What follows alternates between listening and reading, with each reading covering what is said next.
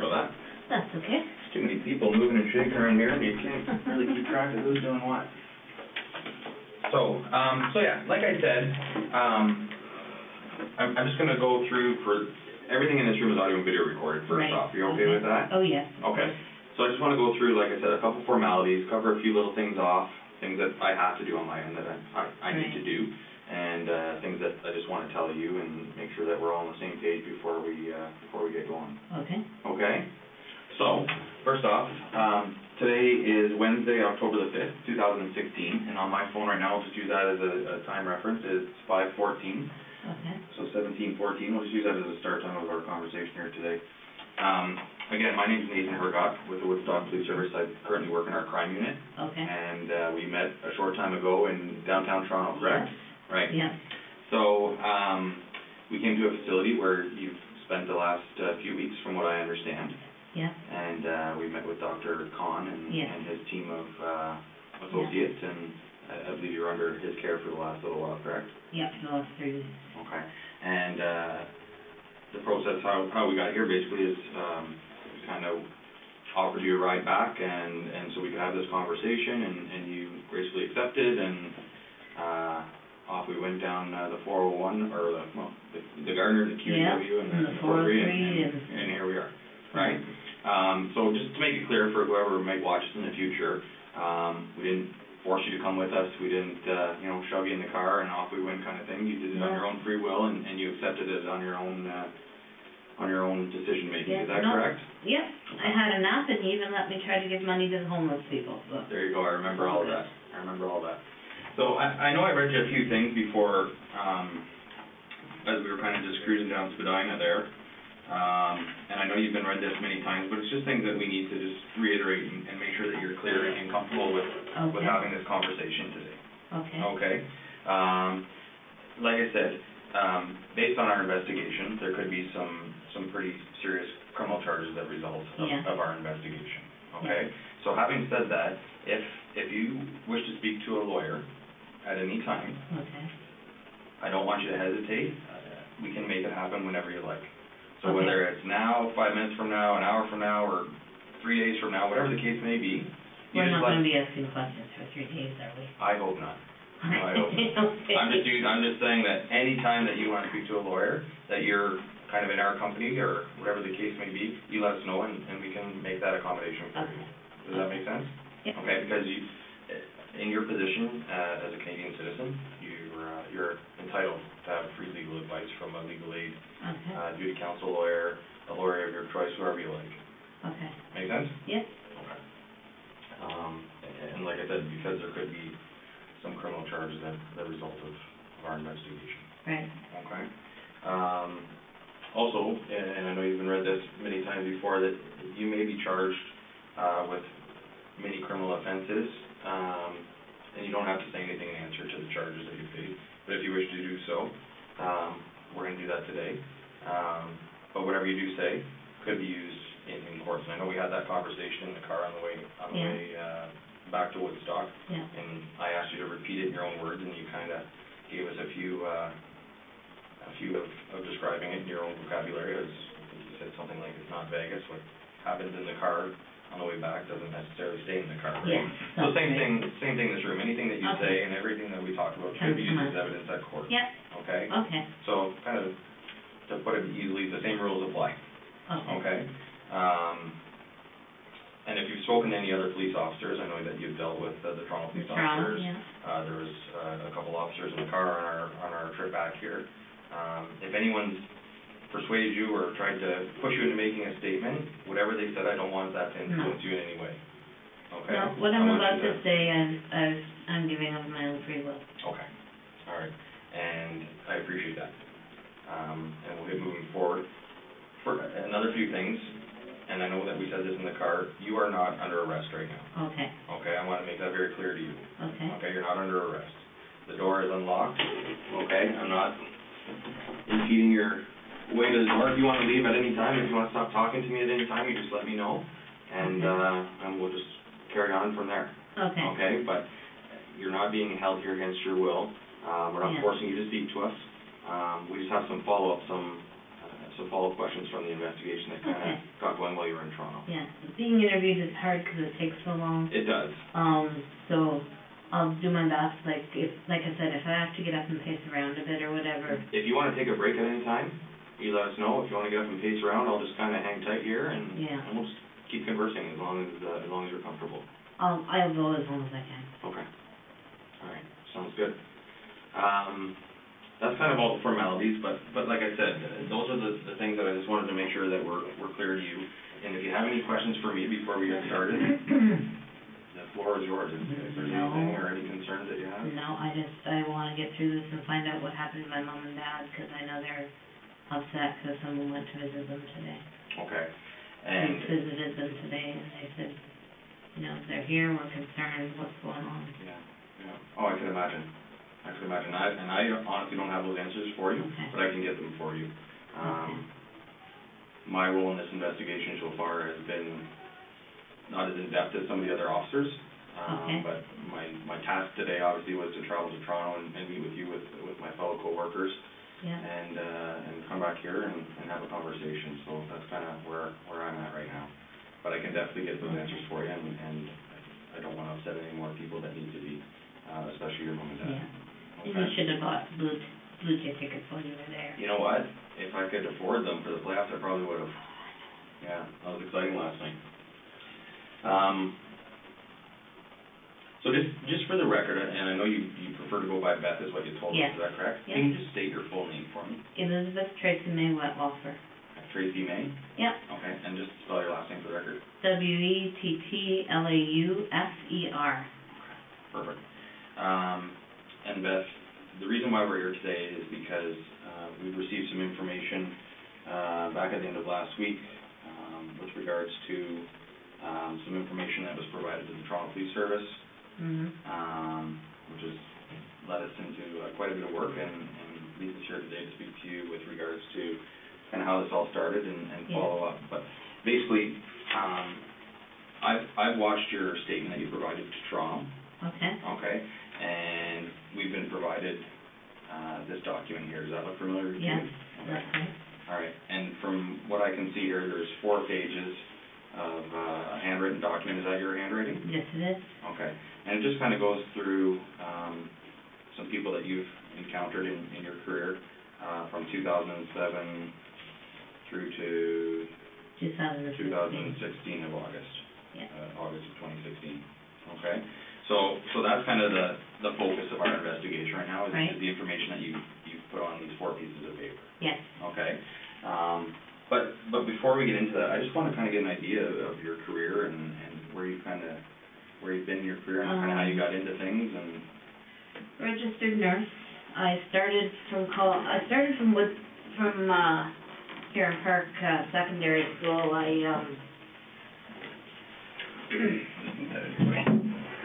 I graduated grade 13, went for a year of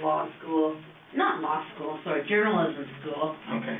And then went to Bible College, London Baptist Bible College in London. Graduated with a degree in counseling, with a bachelor's degree in counseling. And then discovered that that's wasn't really gonna get me a lot as far as work-wise and career-wise, and so I went back to here in Park High School for a year, and I took a year of Maths and Sciences, and went on to Conestoga College, and it's in Kitchener, but they have a Stratford campus, so I went there for the 3 years. Okay. And then when I graduated there, I worked in a place called Geraldton. Okay. Which is 16 hours north of Toronto. I was going to say that's quite a bit north, isn't it? 3 hours north of Thunder Bay. Yeah, that's ways up there. Yeah. Worked there, couldn't stand the isolation, moved back.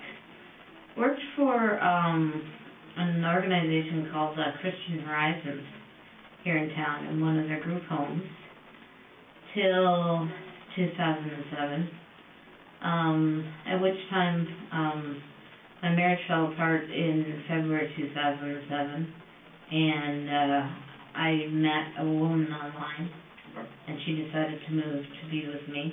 Okay.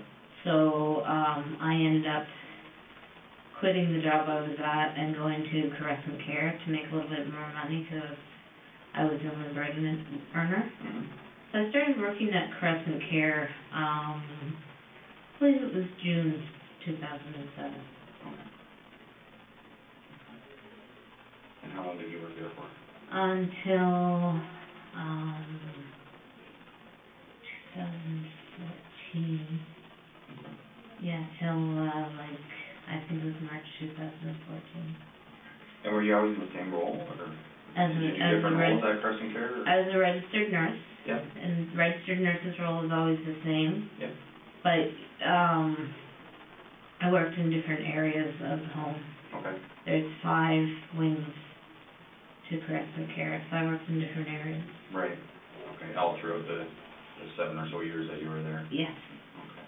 And at that point, did you have different supervisors from unit to unit, or No, did you ever there report was, to the same person, or? there was one supervisor, Helen Crombie, she was the head nurse. Okay. And then there was, people under her, Shelley, Jeanette, I don't remember the rest of them.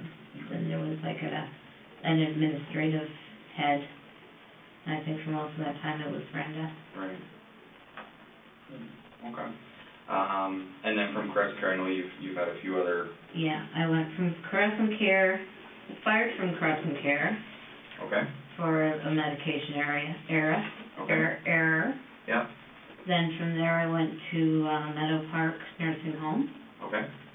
And left there to get help with an addiction issue. Okay. Hoping that it would get help with that as well. Mm-hmm. And then when I came back, I started working again in January. I left Meadow Park in September of 2014, and I started working for a nursing agency called Lifeguard in 2015, and I worked with them for over a year, and then in July 2016, I started working for St. Elizabeth Healthcare. Okay. As well, I was still working for Lifeguard. Oh, okay. And how did that work? Did you just split your time between the two, or was it just kind of a part-time position at both organizations? St. Elizabeth was my priority. Okay. So, and Lifeguard is very much, you pick up the shifts as they come. There's very few scheduled shifts, so Gotcha. I could say yes and no to them and focus on St. Elizabeth. And were those roles where you would do in-home care with different clients? With Lifeguard, it's an agency, so you go into nursing homes, you go into people's homes, you go into retirement homes. We did a lot of different things, a lot of one-on-ones with people, Mm-hmm. in their own homes, Mm-hmm. 12-hour shifts, 8-hour shifts, Okay. sitting with them. Okay. A lot of stuff I did was sitting with palliative patients. Right. Okay. That would be tough. It was okay. Yeah. Because I knew they were going to die, Yeah. and it was just an opportunity to give the family a rest. Yeah, absolutely. So. Yeah, it's an important role. I mean, a lot of people wouldn't see it that way, and wouldn't even notice the care that these people are giving from people like yourself, right? So to give the families a bit of a break and take that role is important, which a lot of people don't see, right? Because when someone's dying in the house, Mm-hmm. families don't want everyone to be asleep at once, right? And that can be very hard if you're not able to do that. That's right. But if you have a nurse there that says, no, it's okay, I've got this, I know the medications they get, it's going to be all right, then. Everyone kind of rest easy. Yeah. Yeah. Good. Back at Meadow Park, what was your addiction? Hydromorph. Okay. All right. Hydromorphone. Okay. And how much were you using? I was a binge user, so I would use what I could get a hold of. Okay. By stealing it from the patient. Okay. All right. And how would that work? Would it just be in their allotted medications, or would you have access to a card to feed your addiction? There's some in their allotted medications. Some of them had confusion, so they couldn't tell the difference between what pills you were giving them, so I could give them a laxative instead of their hydromorph. Okay. There was, a lot of them had as needed, so it would be in a big card, Mm-hmm. and then they'd say, I would just punch out that, oh, Barney needed 2 of those today, and oh, Billy needed 3 of those today, when they really didn't. Okay. And that's how I would get a hold of it. Okay. Every once in a while, there was also a, big drug, holder, like a safe almost, that we would put the drugs in. Okay. Once, like if somebody died, Yep. and there were like 23 hydromorphs left, we'd slide the whole card into the drug holder. Well, if you picked it up and turned it upside down and shook it, you'd get drugs back out of it. Okay. So, So you had your ways. yes. Yeah. Okay. And was that ever an issue with Stadler? Were you ever confronted, or did that go totally undetected for the time you were there? There was a time when hydromorph was delivered to the home, and it didn't get put away right away by the person who should have. And so I took the hydromorph and put it in my bag and took it home, and it wasn't discovered for months. Okay. And so I just played dumb. When the police told me about it, I played dumb. Yeah. And that was that. Yeah. Okay. So as a binge user, then, like, how much would you be using on a? I mean, obviously, you wouldn't use it on a daily basis if you were binge using, but like, how long did the addiction last for? Oh, the addiction lasted from, I think it started in 2008. Okay. So to 2014, at which time I went away and got treatment at a treatment center. Okay. But then I started using again, probably January 2016, I started using again. Okay. And are you still using when you get your hands on them, or? No. I'm going to stop using alcohol as well. I have friends in AA, and I've got a very clear plan. If I'm able to be out and about, Right. I have a very clear plan. And I also know if I'm not able to be out and about, that AA and Narcotics Anonymous do have some programs where they come into prison. Absolutely. So, yeah, that's my plan. Well, that's good that you have a plan.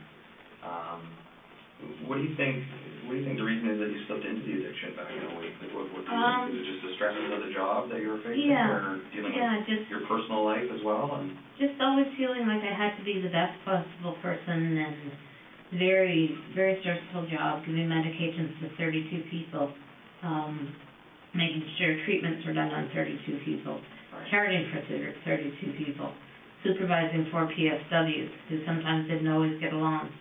And sometimes didn't always get along with me. It's a hard job. Any nurse will tell you it's a hard job. I believe it 100%. And then they would add different things like, oh, you have to do this and that to say who's here, and counting the medications at the end of the shift, and it was a hard job. And I always was putting this pressure on myself to be a really good nurse and to do everything perfectly. Mm-hmm. And every once in a while, when I could get a hold of a hydromorph or 2 and take it, then that pressure was gone. Right. And the treatment center that you went away to, where was that? I cannot remember. I've tried to remember. Yeah. Was it local or? No, it was out of town. It was like a good 2-hour drive. Okay. You know where the locks are? Yeah. Near Niagara Welland? Welland? Yeah. It's a little town outside of Welland. Okay. And they have it's an 18-day treatment that they have, and I was successful. I went through the whole thing. Nice. So all 18 days? Yeah. Okay. And it helped? Yes. Yep. Okay. What about family? You're born and raised Woodstock? Yeah, born and raised in Woodstock, married from 97 to 2007. Okay. We broke up February 2007. No children. I wanted them, he never did. Okay. My mom and dad are in their 70s, 75 and 76. I have cousins all over the area. Yeah. And My brother and his wife and 4 kids, they live in, Okay. and they're quite active. The oldest one is 26, and he's got a wife and 2 kids. He lives with his parents. They all live with the parents, except for my... Oh, is that right? Yeah, just one big Yeah. house of It's crazy. a happy family, huh? Have you been out to visit at all, been out east, or? I've been to see their house once. Yeah. They've been here a few times. Nice. They came in 2013 for my parents' 50th wedding anniversary. Nice. And my nephew and his wife stayed behind and lived with my parents for a few months while my nephew tried to go to Bible college. Okay. But he wasn't successful, so they went back. Yeah. So your brother older or younger than you? Older. Older. He's 3 years older than me. Okay. He's 52. Right on. Good. So as far as your latest position at St. Elizabeth, Yeah. that was your last position as a RN, is that Yes, correct? it was. Okay. And you said you resigned from there? Yeah. Okay. What brought you to that? That's where things get a little crazy. Okay. This is part that I haven't told the doctors. Because it seems so stupid now. When my ex and I broke up in 2007, I was already taking the medication for my borderline personality disorder. And I was so angry. And it was like a voice said inside me, I'll use you, don't worry about it. And the different times that I have caused people's deaths or caused them discomfort through the insulin, I believe it was the influence of that voice or whatever it was. It wasn't a voice in my head, it was a voice in here. And when I would do it, afterwards I would hear like a laughter in my chest. So, started working for St. Elizabeth, and I was doing well, but it was a lot of pressure. And the way that, that I've helped people to die has been through insulin. And after my 30-day evaluation,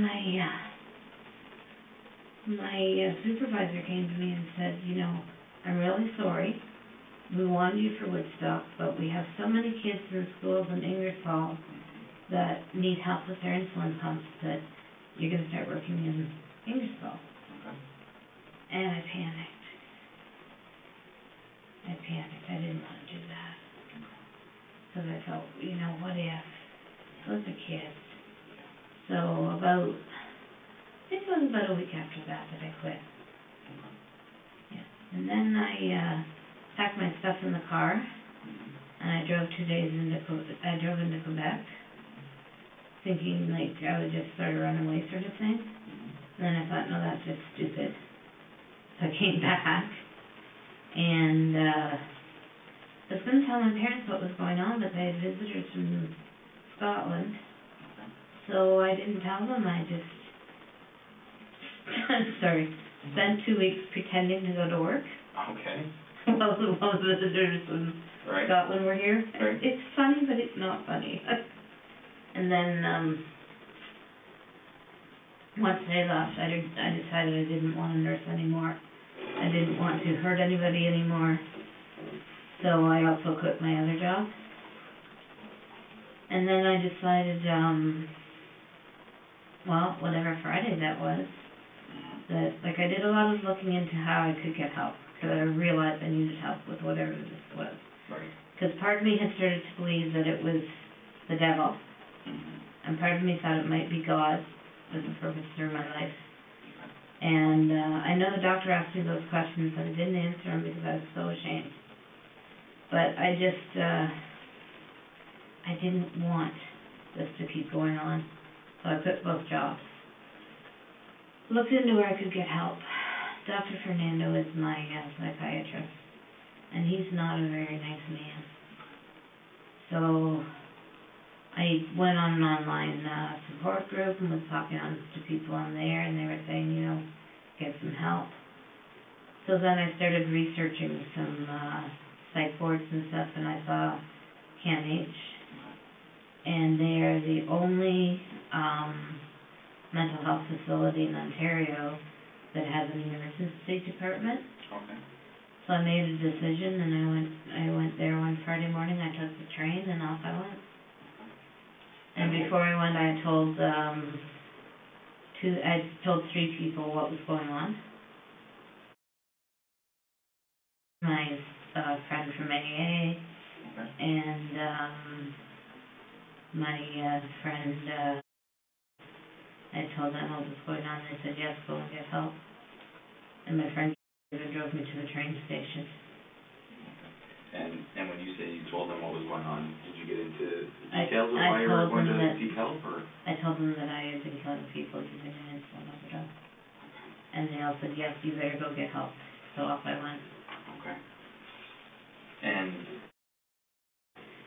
She's a friend from when I used to work at. Okay. All right. His last name? And she drove you to the train station on the Friday morning? Yeah. To the Woodstock train station? Yep. Okay. And then your other friend? Is my cousin. Okay. And she's a cousin of yours? Yeah, she lives in BC. Okay. And if you don't want to tell me, that's fine, based on the reason why this person may or may not be a friend, but your AA friend? My AA friend, yeah. Okay. I can tell your first name, but okay. Otherwise it's confidentiality. And I don't want to dig into that at this point. That's not a problem at all. So did you disclose the same thing to all those 3 people? That I had been giving insulin overdoses. I didn't say why, because at that point I felt so stupid. Yeah. It just felt so stupid. And Beth, to be honest with you, I admire the way that you're conducting yourself and telling us and having this conversation with me.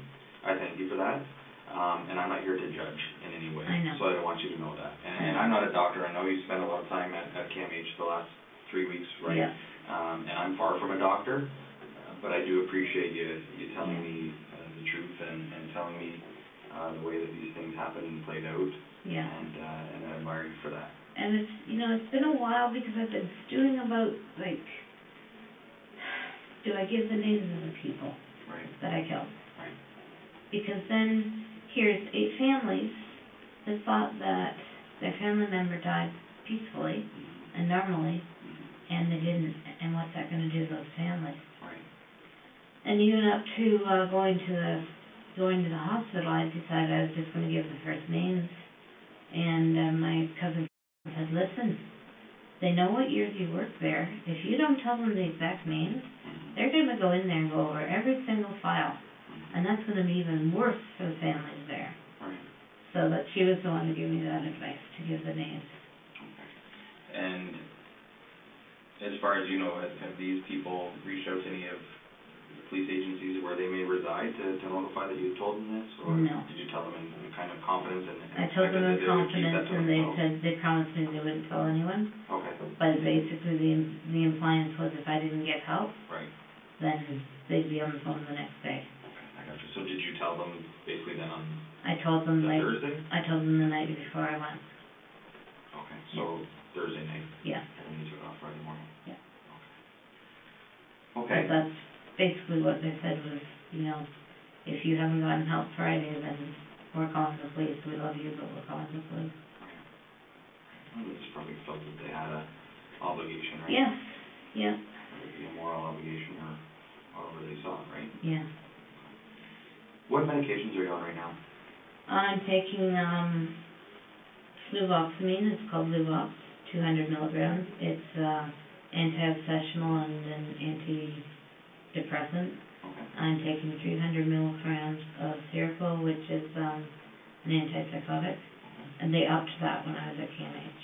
Okay. Which has really helped clear my thinking. Has it? Good. And then I'm taking a couple of blood pressure medications, and then I've got some loxapine for when I get really agitated. Okay. And when we left the hospital, you had taken, I believe, some Ativan, is that right?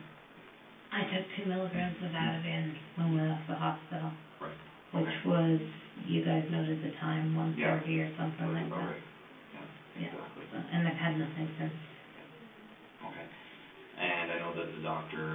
Khan provided with a prescription that... Yeah, and he also gave me 2 loxapines. Yeah. And was very strict. I am not to take them till all the interviews are over. Okay. Because they will start to interfere with my thinking. Okay. And then let me see the interview. Exactly. And do you feel that you're of a clear, sound mind right now? Yes, I do. Conversing with me in this room? Yeah. Okay. Yes, I do. And everything that you're telling me is the truth and to the best that you can remember? Yes. Yeah.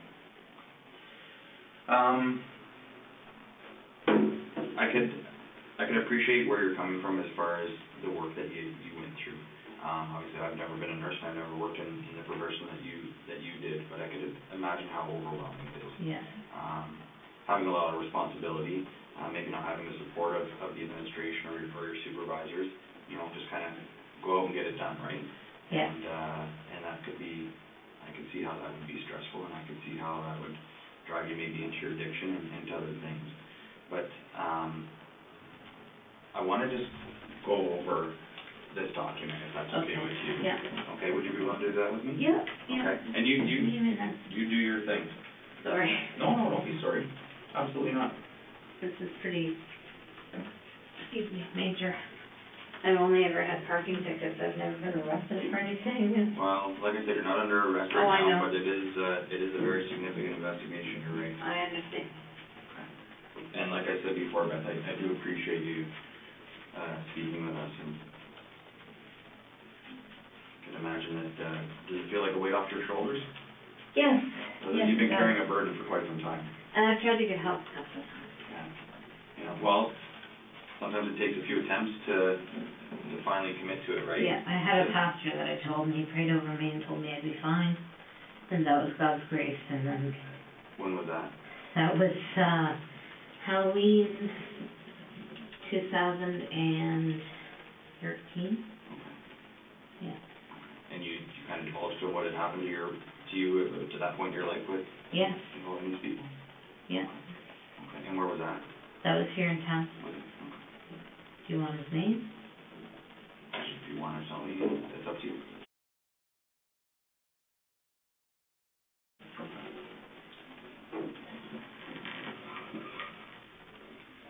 That was, oh no, sorry, it wasn't, did I just say 2014?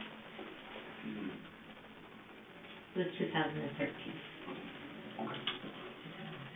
Okay, all right. So before we get into this, I know that there's a statement which we have and that I've watched where you attended the police station in Toronto, at 52 Division, is that correct? Yeah, that's okay. correct. And I think it was Detective Hamilton, and I honestly can't remember the other detective's name now. I know it started with an A. And you met with them for, I was going to say about an hour and a half. That was nuts. Yeah. And at that point, you had in your possession a photocopy of this document, yes, right? And you went through and you read it out. Yes. Okay. And then following that, they started with the first name on the list, and they wanted to just try and get a little bit more detail of of the involvement in each circumstance, in each death, right? Okay. That's what I'd like to do today, and just get some more detail. Okay. Okay? So... It's a long list. It is, but I think that you and I think we can get through it together. Yeah, I'm sure we can. As long as you're patient with me. I've got all the time in the world. I'm not going anywhere. Because I'm physically comfortable. It's a nice chair, but... Yeah. Well, anytime you need to get up and wander around, like I said, if you want to take a break and have me leave and just kind of stretch your legs and whatever the case may be, you go ahead. Okay. Okay, if you have to use the washroom at any time, just let me know. All right. Okay, because like I said, I'm here as long as we need to be. Okay. Okay, and I'm not pressuring you to stay any longer than you want to, but I think if we just kind of sit down and go through this, like I said, we'll get through it together. Yes. I'm a pretty patient person, and I'm here to just listen to what you have to tell me. Okay. Okay. Okay, and like I said, I appreciate it. Okay. So, how about we just do this together? I'll just bring this over here. Is that okay? Sure. Okay. So I'm not going to have you read through this entire document because you already did that, right? I have written it, I have read it, I have, lived it, so. Yeah, absolutely. So, Mr. Silcox. Yes. Okay, September of 2007. Yeah. Okay. He's the first one that died as a result of what I did. Okay. And before you get into that, you have signed kind of page numbers, all that kind of stuff on each of these documents. So we'll just go in order of how you've written it, okay? And I know that the detectives in Toronto kind of had this in their possession and just kind of got you to recall some things. Yeah. I'm just going to keep it here because, I mean, you've already written this out. So what's on here is, we already know that. I just have some follow-up questions just with regards to each circumstance. So Mr. Silcox, it says here you were working a double shift from 3 till 7, right? 3 p.m. to 7 a.m. Right. Okay. And this was at Crescent Care? Yes. Okay, in Woodstock? Yes. Okay. And tell me about your knowledge of James and your daily interactions during a shift with him. I didn't see him every time. He wasn't always my patient. I just knew from what people had said that he would grab the nurse's breasts and buttocks, and he would say horribly inappropriate things about his wife, that now he was there, he was going to fuck all of she was going to fuck all of Woodstock, and just would say inappropriate things. And he did touch me inappropriately once. And where was that? On my breast. On your breast, okay. And were you alone in the room at that point? Yes. Did he have a roommate at all? Did James have a roommate? He must have. He wasn't in a single room. So he was either in a double room or a quadruple room. Okay. Would you remember any other residents that would be roomed with him at that time? Or? No. No? Okay. No. That's okay. What portion of the home was James in at this point? He was in there's an east wing, south wing, north wing. He was in the north wing, about halfway down, and he was either in a double bed or a quadruple bed. And the diagnosis of his health at the time you were caring for him, do you remember? He was post-hip surgery and he had dementia. Do you remember how old he was approximately? No, I don't. I'm going to say 80s. In his 80s? Yeah. Okay. And, sorry, he was not a diabetic? Not a diabetic. And, sorry, you said he had dementia? Yes. Okay, which you've also noted here as well, right? Yes. Okay. So tell me about the night, was this the first person that you did this to? That I tried. Well, there were other people that I'd done it to who didn't die. Prior to James? Prior to James. Okay, and are they documented on here? He's the first one who died. Right. Back here? But there's some other... people who didn't die. Right, so I can't read that first name. Clotilda Adriana. Okay, so that was, I mean, they're both September 2007, but that was before James? Yeah. Okay. So, was this your first attempt at overdosing these people on insulin? Yes, Clotilda was. It was Clotilda. And I didn't really want her to die. I don't know, I was just angry and had this sense inside me that she might be a person that God wanted back with him. Okay. And is that feeling you're referring to that you had in your stomach at times? Yes. Okay, is that the point, and I hate to get off topic here, but the point where you had these feelings in your stomach and almost that laughter after it happened? Yeah. Is that the part that you didn't tell Dr. Khan? Yeah. Okay. Okay, I just wanted to be clear on that. I told him about the laughter in my stomach, but not the feeling that this might be the person that God wants. Okay. Because I just sounded so stupid. It's your feelings, right? I honestly felt like God wanted to use me. And Dr. Khan kept asking me, do you think God chose me for a special purpose? I kept saying no, because that did not sound like a special purpose, you know? Yeah. So, but yeah, I just had a sense after my marriage broke up that God was going to use me for something. And then after a while I started to really wonder after some of the murders if it was God or if it was the devil fooling me. Did you feel like you were doing the right thing for these people? No. No. I felt like I was doing what I was supposed to do, but it wasn't what was right for them. So James, then, it was in the evening that this one took place, right? Yeah. It says here at about 9:30. Yeah.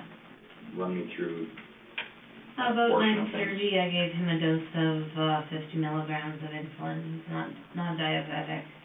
So I used a borrowed insulin pen, borrowed insulin, and gave him an insulin shot. And at 3:30, the PSW, throughout the night he was yelling out, "I love you," and "I'm sorry," and not to me, but just you could hear him calling out in his room, and that's what he was calling out. Mm-hmm.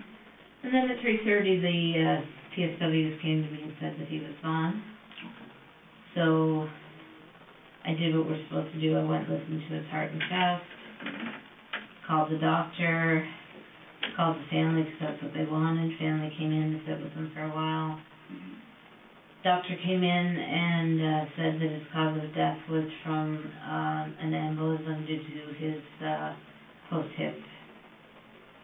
He'd had hip surgery. Okay.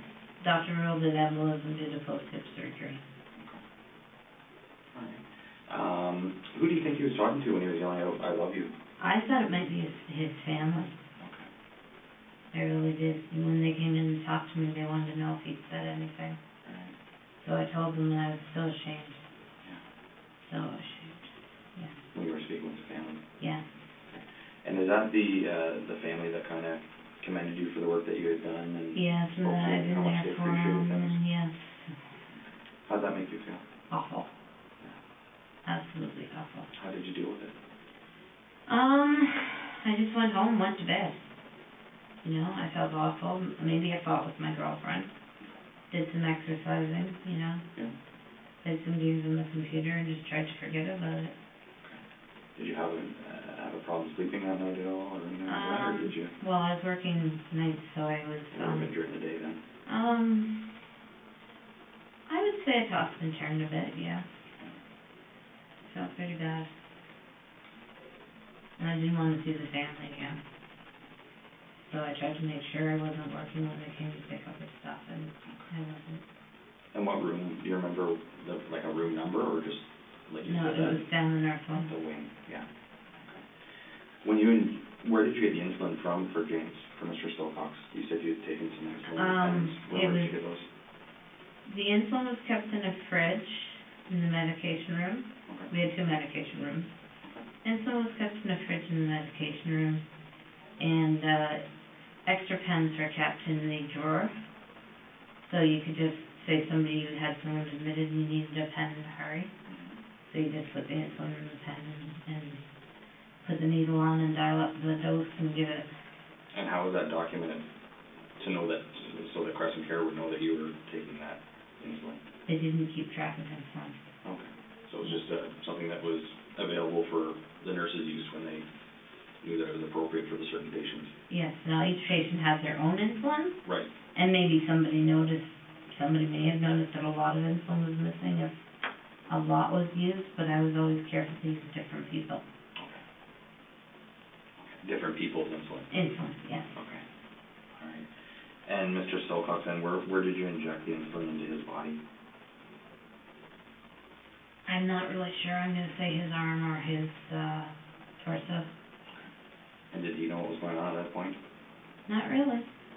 Was he a verbal patient? Like, could he converse with you and communicate? He didn't really converse. He did a lot of yelling out. I don't really remember him reacting when I gave it to him. So he didn't react? I don't remember him reacting, no. Okay. Would he maybe just think it's a regular portion of his day and Probably. receiving the medications that he so required? Probably because he had dementia. Okay. Yeah.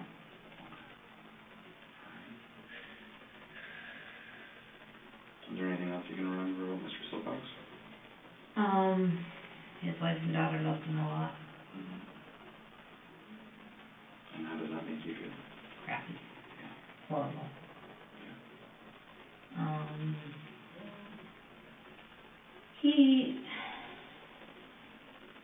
Yeah. Like I said, he could be a bit of a handful, but, you know, he ate and drank normally, took his pills when you told him to, so nothing else I can really remember about him.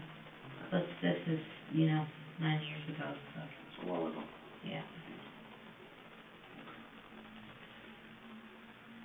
How long after, when did you break up with your husband? I broke up with him. August 2007? Oh, no. I broke up with him in end of January, beginning of February 2007. Okay, so it was quite some time till September until you actually... Yeah. All right, I guess. By that time, I was in a new relationship with a woman. Okay. Who was that? Her name was Maureen.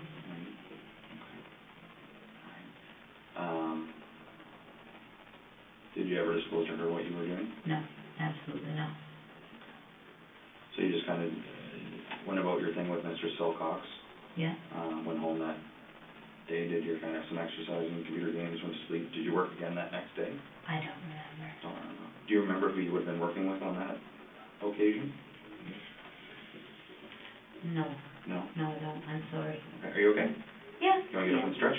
I just do a lot of fidgeting. Okay, that's okay. Hey, you're not bothering me. I just want to make sure that you're comfortable. Yeah, I'm okay. Okay. If I need something, I'll do it. Okay. You betcha. Do you remember who your supervisor would have been at that point? Well, that would be Helen Crombie. That was the head nurse? Yeah, she was always, like, whoever was on as the nurse was the charge nurse. Okay. So I was the charge nurse, and at night, so as the charge nurse from 3 to 11, I was in charge of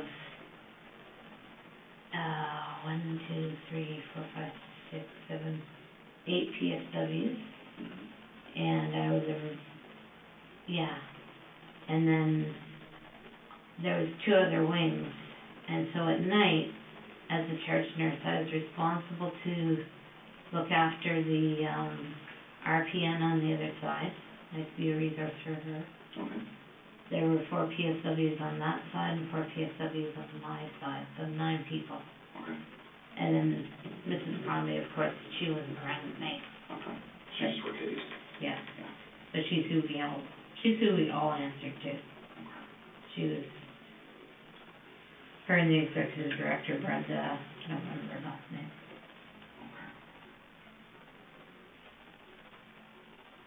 I'm sorry, I'm probably gonna pass gas with him, Julie. That's fine. Don't worry about it.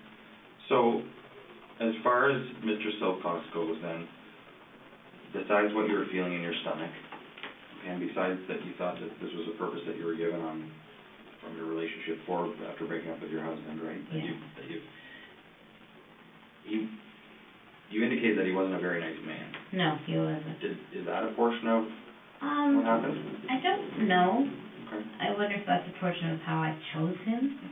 And afterwards I did feel a release and a relief. Like a relief of pressure. Okay. Because throughout this document, and as we go through it, a lot of these people, you kind of describe them as not very nice people. Yeah. Right? Yeah. So I'm not sure if that's a tendency or a pattern that we see as far as, is that why you chose these people? Yeah, it might be, but I also know I just felt like they were the ones. Right. I had a feeling inside that they were the ones. Before you injected insulin to Mr. Silcox, was it a spur of the moment thing? Had you thought about it when you reported for duty at 3 o'clock in the afternoon? I started thinking about it about 6 at night, I think. Okay.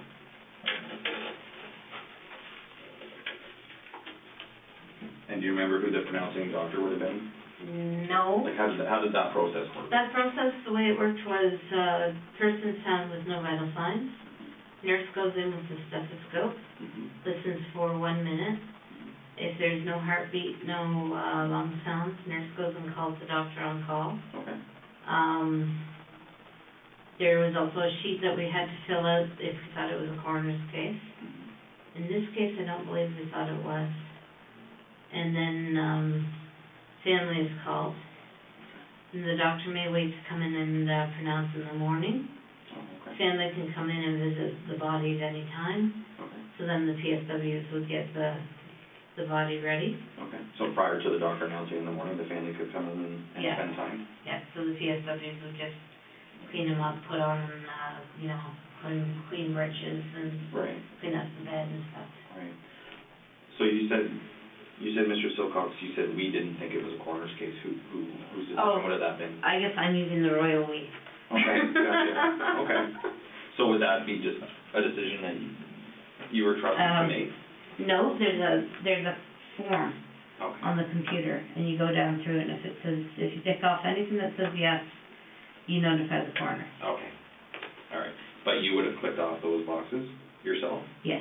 Okay, so obviously, knowing that you had done this to Mr. Silcox, did you feel that you wouldn't click yes so that attention wouldn't be drawn to you?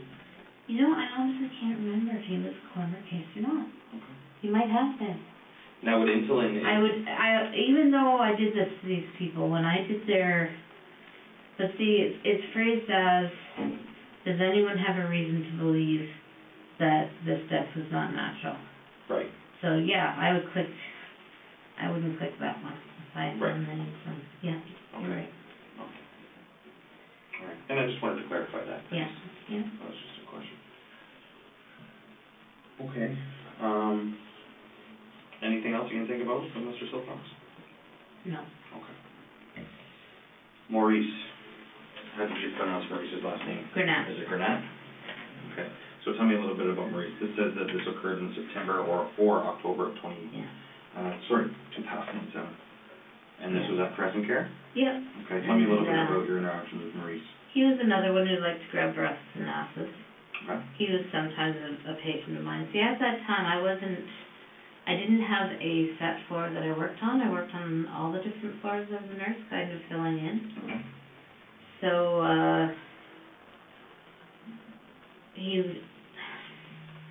one afternoon I was working with him and he did grab me. Mm-hmm. And again, I got that feeling inside that this is his time to go. So I gave him an overdose of insulin after supper. Okay. And I believe he died the next day. And what was your shift that? Do you remember what shift you were working at that point? It was 3 to 11. 3 p.m.? Yeah, to 11 p.m. Till 11 p.m. So like so an afternoon shift. He died when I wasn't there. Okay. And he was known for, it says here, grabbing the staff's breasts and asses. Yeah. Okay. And do you remember who you would have been working with at that point? No. Okay. Do you remember where Maurice was within Crescent Care? Yeah, he was down in the north wing. I think he was in a double room on the right-hand side. Okay.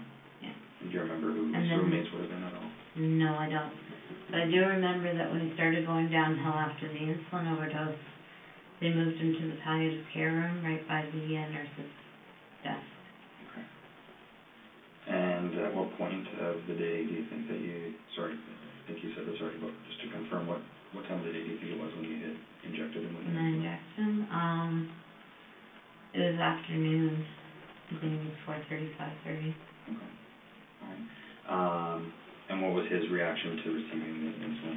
Again, it was just kind of like, oh, okay. I just said, the doctor wants you to have a vitamin shot. Okay. That's what I usually say. And was he able to communicate? Was he verbal? He was verbal. Could converse? Not totally, but he could say some things, yeah. Okay. All right. And did he question his vitamin shot at all? No. Okay. And he passed away the next day? Yeah. Okay. So, being that you weren't there when he had passed away, you wouldn't have been the one checking the boxes. That's right. So, do you know, by chance, what nurse would have been responsible for Mr. Granat? No, I don't. No? No. Okay. Did you ever have any concerns that he didn't pass away while you were working and that, suspicion may arise? No, I didn't. Well, yes, I did a little bit. I always wondered if they'd find the site where I gave the shot and something, there'd be an investigation. I always wondered that. Right. But other than that, no.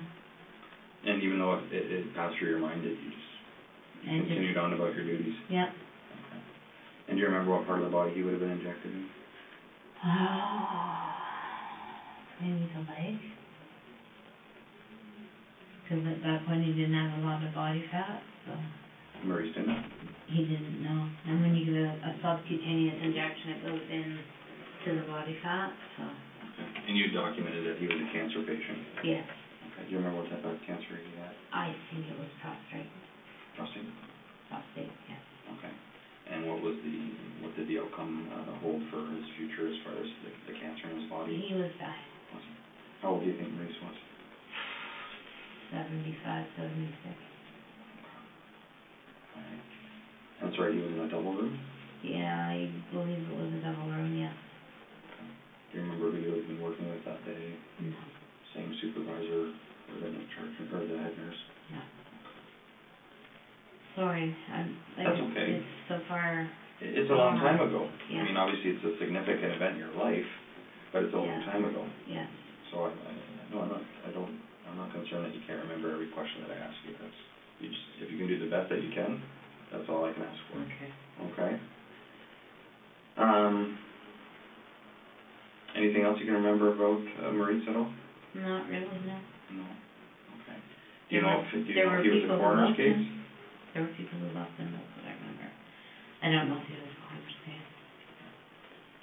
Who loved Maurice? Who did you know that would come visit him? He had friends that would come and visit him, that were like family to him. A man and a woman, that's all I remember. And how did it make you feel when Maurice passed away? Not good. And what happened from there? Well, I wasn't there when he passed away. I didn't work that day. Do you remember if you worked the next day?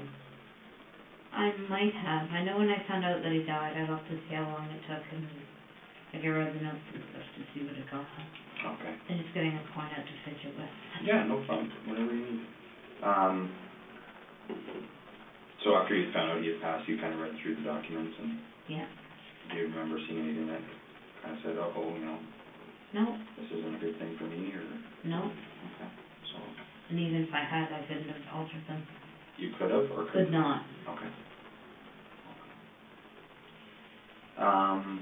The next person on your list is Helen Matheson. Yeah. Okay. So you go from September or October to 2007. Yeah. And then Helen was 2011. Yeah. What happened between those years? I think you'll see that Was there some attempts? Okay. In 08 and 09? Yeah.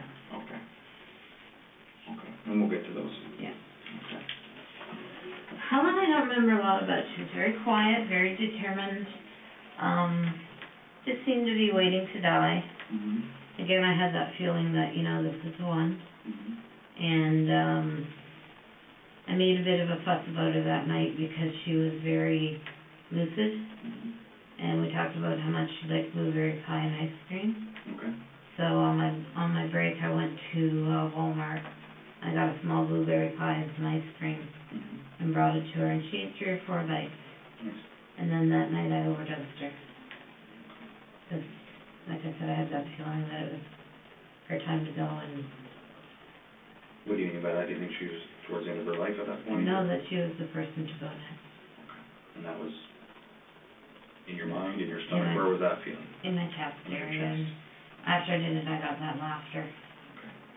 When would you feel that laughter? Would you feel it right after you injected it, or once the person passed away? Both. Yeah. Both. Okay. And Helen was, you state here that she wasn't a diabetic? No. Okay. Just out of curiosity, how much insulin would it take to kill someone that wasn't a diabetic? Or I don't know. You don't know that? No. So it was kind of hit and miss. You didn't know that as a nurse, that this amount? Or? No, there is no set amount. Okay. And I just simply just don't know that answer. There is no set amount. Okay. All right, so different people would react differently to different amounts, is that fair to say? Yes. Okay. Yeah. And would it obviously make a difference if they were diabetic or not a diabetic? Yeah. I believe she died the next day. Okay. And it said, here, the doctor declared her to be palliative, and she died 2 days later. 2 days later, okay. And do you remember how much insulin that you had given Helen? 60? I don't know. And where would you have gotten that from? From the same place I always get it. Okay. Do you remember where Helen was in Crescent Care? Yes, she was on the south wing, and probably about 4 doors down from the nurse's station, in a double room on the right-hand side. If you were facing the end, she was on the right-hand side.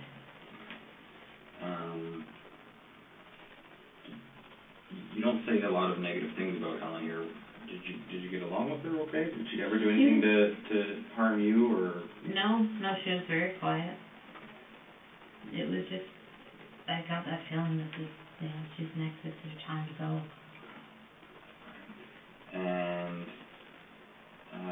at that point? What was her diagnosis? She was,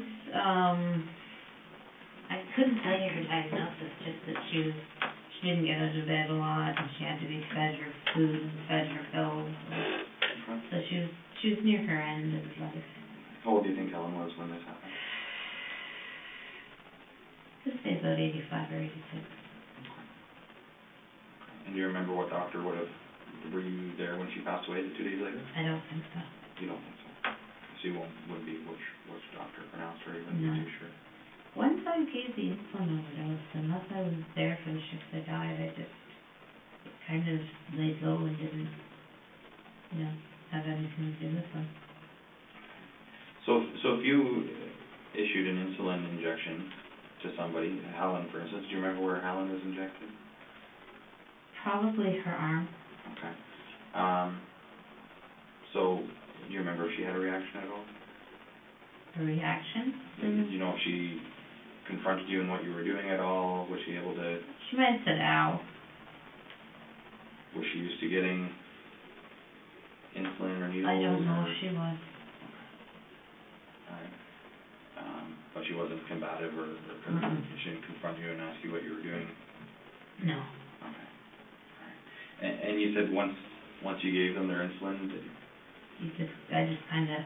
I tried to stay away from it. Sometimes I was very interested to see what was happening. I would just try to stay away from it. Okay. Would you ever go back into their rooms while they were still alive to see kind of how they were progressing through the... If they were my charge, yes, I had to. Okay. Even though you had attempted to take their lives? Yeah. Okay. And you would, what kind of symptoms would they show? Is it different for everyone, or? Well, usually they'd get very diaphoretic, red. They could lose consciousness. They'd shake. Some people, one person had a seizure. I think it was just one person. 2 people stroked right out. Right after receiving the... Not right after, but they stroked out. Over time. Actually 3 people, because they believe James stroked out as well. So. Mr. Silcox. Mr. Silcox, yeah. Okay.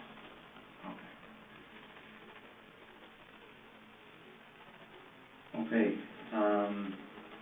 November 2011. Mary Zerwinski, is that? Yeah. How you recall her last name being pronounced? Yeah. And this was at Crescent Care? Yeah. Okay, and you said that she wasn't a diabetic, but she had dementia? That's right. Okay. But she could talk and communicate a lot. Mary could? Yeah, she was feisty. Was she? Yeah. She didn't hurt the nurses or anything. She was just very outspoken and feisty, and one night she said, I'm going to die tonight. Mary said that? Yeah. And I said, oh. And she said, yeah, why don't you get me into the deathbed so I can die? And I said, are you sure? And she said, yeah, put me to bed. I'm going to die. So I said, okay. And I went to the other nurse that was working with me. And she said, oh, okay, well, let's put her in the Silas care room if that's what you want. So we did. And then I thought, well, she must be the next one. I had a feeling inside of me she must be the next one. Because she was saying she was going to die, but there was no signs she was going to die. So I gave her an overdose of insulin. And she became palliative and she died. I think it's been a couple of days. I think. Yeah, it said she's died the next afternoon is what gives me to know about here, but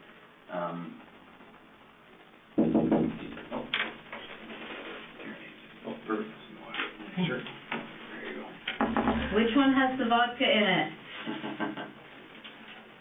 No answer from him. So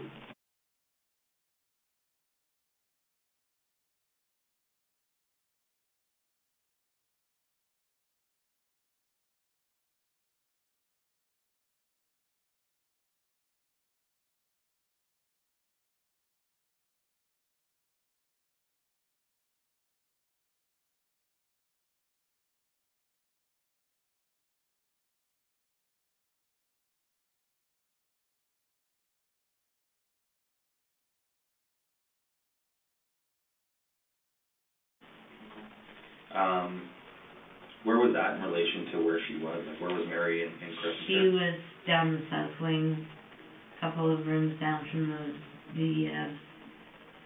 down from the nurse's office. And, we did put her in the palliative bed. And would that be a decision that you would make, or someone else would have to make for you? Together we made it. Okay. But a supervisor wouldn't have to say, okay, No. go ahead and... No, we had enough autonomy that if we thought someone was, palliative, we could call the doctor, tell him what was going on, move the person to the palliative bed, and get orders for palliative care. And do you remember how much insulin you would have given Mary? I think she may have been the first person that I gave long-acting and short-acting to together. Okay. I think. And can you just, well, besides the actual obvious, in the title of the actual drug itself, long-acting and short-acting, what was the biggest difference between the two?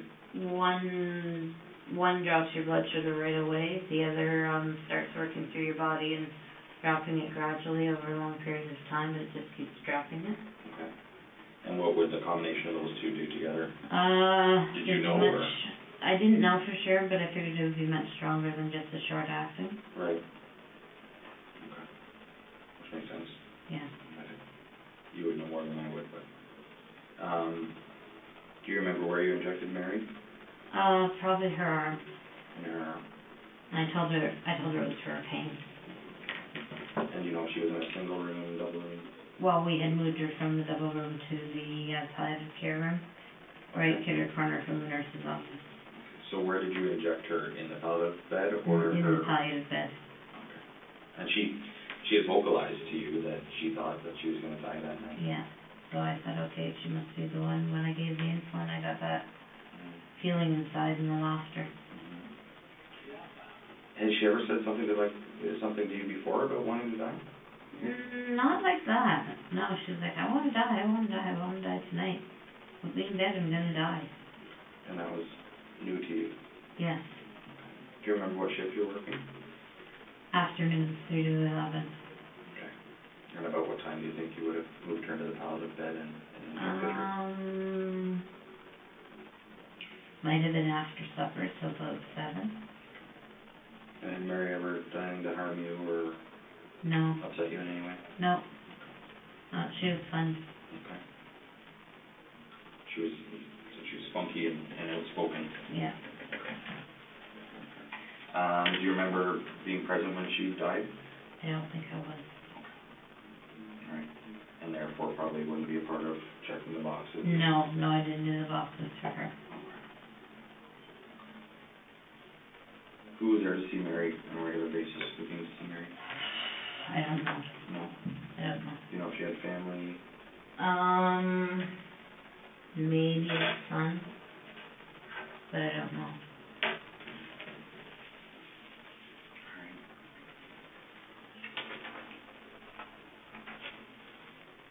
And Mary being, we'll refer to her as your fourth victim.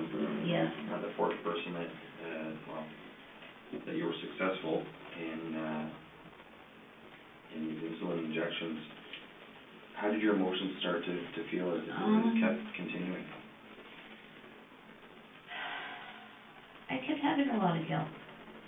A lot of guilt. Mary, well, as you'll see, after Mary was Gladys, and after Gladys there was a period of 2 years where I didn't do it. 3 years where I didn't do it. What was going on in your life at that point? I was trying very, very hard to get close to God, to make sure that this wasn't Him, and to just live my life, read the Bible, go to church, and not do that, because I didn't want to do it anymore. So I tried very hard. I'm still using a little bit. The hydromorphs? Yeah. And alcohol? Yeah. What was your drink of choice? Rye. Yeah. So I shouldn't say it like that, but I make it sound like it's, yeah, rye. Would you? Rye and Bailey's. Yeah. Yeah, pop a rye and pop down some water. Yeah. Yeah, rye and water. Okay. And typically how much would you drink in a week? In a week? Probably about 8 or 9. Yeah. Yeah. Like shots of rye or? Drinks. I don't know. Okay. The shot. Okay.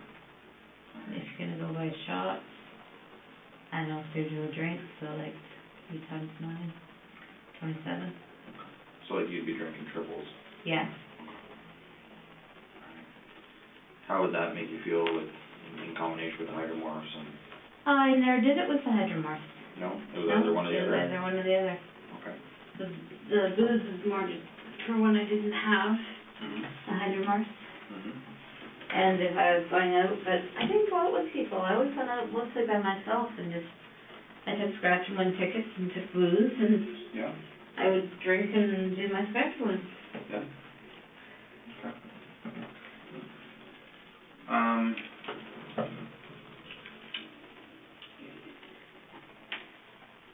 As significant and disturbing as this may be to the people that are going to hear this and learn about this, obviously there's a lot of families that we're going to contact Yes. and speak to.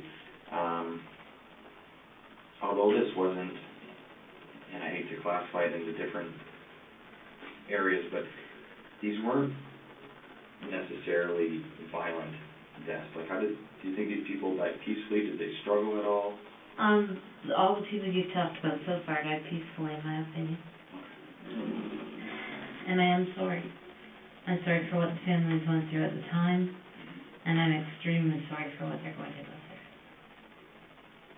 It's awful. If you could say something to them, what would you say to them? What can you say to them that would matter? I'm sorry isn't enough. I should have gotten help sooner. I took something from you that was precious and was taken too soon. I honestly believed at the time that God wanted me to do it, but I know now that's not true. And if I could take it back, if I could get help sooner, I would have. And I'm sorry. And like I said, I admire you for everything. Whether it took 1 year, 2 years, 10 years, whatever it took for you to finally get help, that's a big step. Oh, thank you. Right? I mean, you could have been in this situation and taken this to your grave. Yeah. And who would have known? Right? That's what I was told to do by a lawyer. What's that? Take it to my grave and not tell anybody. So you've confided in a lawyer as well about this? A long time ago, yeah. Was it after all of these people? It was in 2014 before I, Before you went to Welland? Or, yeah, sorry, to the Welland rehab center? Yeah, to the rehab center. So you spoke to a lawyer? I spoke to a lawyer, and she was the one who told me to get out. I need to go to the bathroom. No problem. No problem. Just for the record, and so it's documented, I have 6:26. Let's take a break, okay? Yes, thank you. Remember where you're going?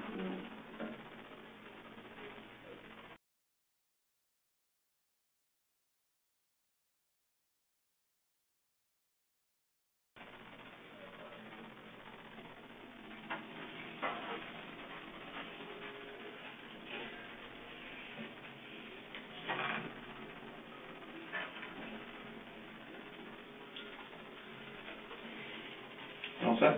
Do you need anything else at all? No, You sure? no, I had a caramel. Oh, did you? Perfect.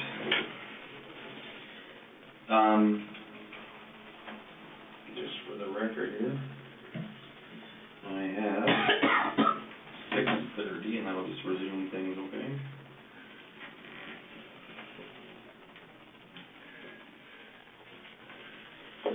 Okay. Okay? Yep, Okay. We're gonna carry on? yep, that's cool.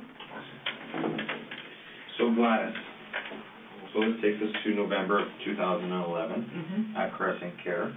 It says here Gladys was a type 2 diabetic and had dementia. Severe dementia. Did she? Yeah. How old do you think Gladys was? 92. 92? Okay. And where was Gladys within Crescent Care? East Wing, 3 doors down from the main desk, in a double room. Okay. Do you remember her roommates at all? No. No. Okay. And obviously these are repetitive questions, and Yeah. you might remember some of the roommates throughout, as we go along here, so that's why I just keep asking the same questions. Tell me a little bit about Gladys. What was she like when you cared for her? Well, when I first started caring for her, she was walking and talking, and she had quite the spirit. She once punched a man. Oh. Because she overheard the nurses telling one of the gentlemen, "No, you can't push your wife around, you have to come with us." And she turned around and she said, "You can't treat a woman like that." Boom! And hit the man. And hit the man. So then we're all in a state of trying to keep them from fighting with each other and trying to keep them from hurting us. Right. Yeah, she was very spunky. But she went downhill fast. Did she? Eventually, she had dementia, didn't take her pills well, didn't eat well, very stubborn woman. And as always, one evening I just got that red surging feeling that she was going to be the one. And gave her insulin overdose. Did you ever get that feeling outside of work? No, never. No? Did you ever get that feeling going to work, knowing that something was going to happen that shift? No, it always happened at work. So, if I were to use the phrase spur of the moment, would it be something that you would just have that feeling come on, or? Yeah, I guess you could say it was spur of the moment, but it usually start happening, focused on one patient, and then I would feel that red surging, which is what made me think it was God. Which I'm so embarrassed. Like I said, I'm not here to judge you, right? I know. Right? I know. You explained that it was difficult towards the end, giving her pills. Do you remember what you were working with the shift when you injected Gladys? I believe I was either working nights or days. Okay. Because I know it was close to the end of my shift. Okay. But I did it, and the person who came on next shift, I think it was nights. So the person who came on next shift checked her all over and called the doctor and had her made palliatives and started her on a pain regimen. And do you remember how much insulin you gave her? No, I don't. Do you remember if it was long or short or a mix? I probably, at that point, I think I was giving everybody a mix. Okay, so once Mary was the first person you said that you gave the long and the short acting to, and then following that it was everyone from there forward. Okay. And that was again at Crescent Care. Yeah. Was that insulin taken from the same location as you always would? Yes. Okay. Was there cameras in the bedrooms? No. No. Nothing at all? No. Okay. So you could access whatever you like and. Well, not whatever you like, but yeah. But the insulin, because you said they didn't even keep track of it. The insulin, the insulin, you could get Valium, you could get, injectable Valium. It was fairly easy to take meds from there.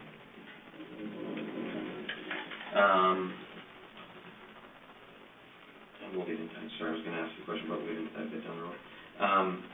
You know how long it took for Gladys to die? I believe she died the next afternoon, or that afternoon. Okay, and do you know if you were present for that? No, I was not. So therefore wouldn't have been a part of the process of the pronouncing and checking the boxes? No. When someone's dying, it seems like it takes longer than it does. If you're around, if you know what I mean. I do. Yeah. So. I'm sorry that you know that. Thank you. As far as Gladys goes, do you remember if you worked the next day to learn about Gladys' death, or? I think I worked 2 days later. Okay. I think I worked the day after her death, whenever that was. Okay. What would play through your mind on your days where you inject? So Gladys, for instance, you inject her. You work nights, it says here, so 11 till 7. You did this at 5 o'clock. You go home and carry it on about, if you have 1, 2, 3 days off, whatever the case was. What was going through your mind on those days off? Were you thinking, when's Gladys going to die? I would wonder if she had died. I would wonder, if this would be the time I would get caught. What was I going, every time I walked in after somebody had passed away, I always wondered, is this the day I'm going to get caught? What kind of consequences play through your head? Like if damn, I'm caught, the gig's up. What kind of consequences do you think you're gonna face if that were to happen back in 2011? Fired, jail, no more nursing license. That's exactly what I'm looking at now. Although I took myself out instead of being fired, but Right. jail and no more nursing license. As far as in 2011 though, and having that feeling, like when did those feelings start to say in your mind, like, I wonder if this is the time I'm gonna get caught? Did it happen right at Mr. Silcox, or did it? Yeah, probably every time. Okay. Yeah. Okay. And Gladys, do you think, did she have a reaction when you injected her? She fought a little bit. Did she? Yeah. What do you mean by that? Like she struggled around, so I kind of fought on her leg that I could do where she couldn't reach me and pinch me. Okay. Would that be something typical if you were giving her medication, she'd like you to pinch? Pinch, scratch, feel up her mouth. Is that common in patients? Yeah. Yeah. Okay. And, like even the PSWs who had to change her product, sometimes she'd fight them and scratch them and pinch them and twist their hair and, yeah. Do you think that played into any part of your actions with Gladys? Particularly with Gladys? I don't know, I think some of it did, you know, the stubbornness and stuff, and, yeah, just kind of, okay, you're the next one to go.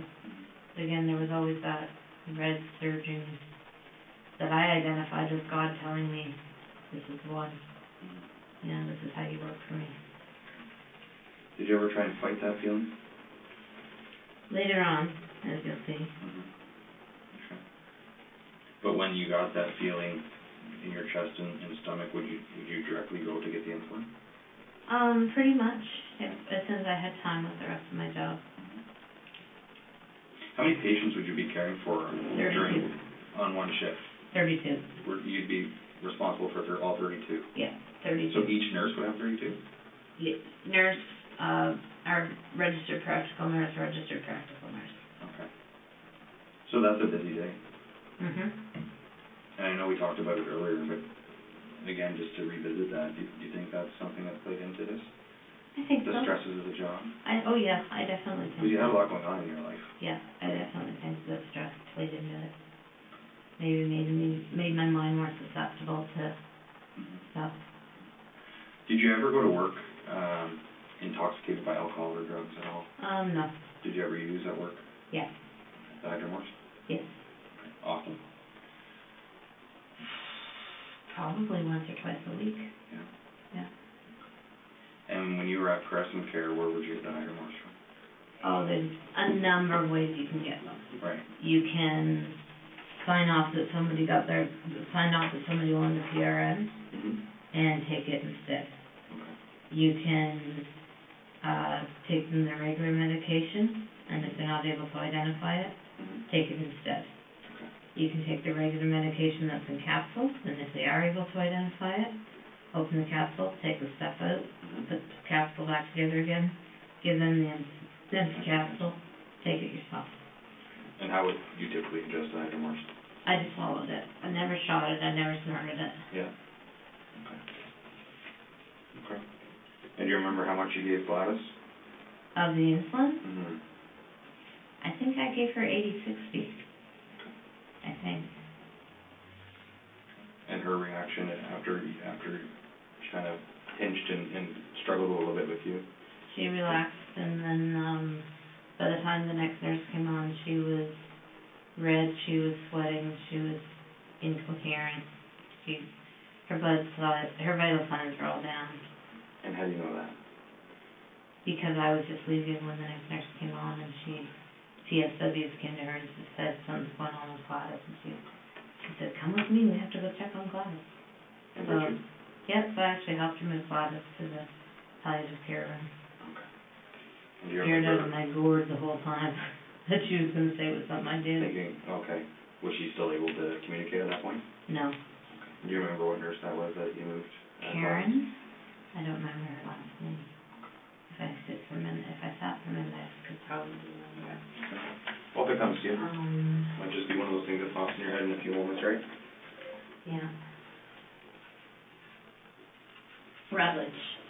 Karen Rutledge? Yeah. still there? Yep, as far as I know.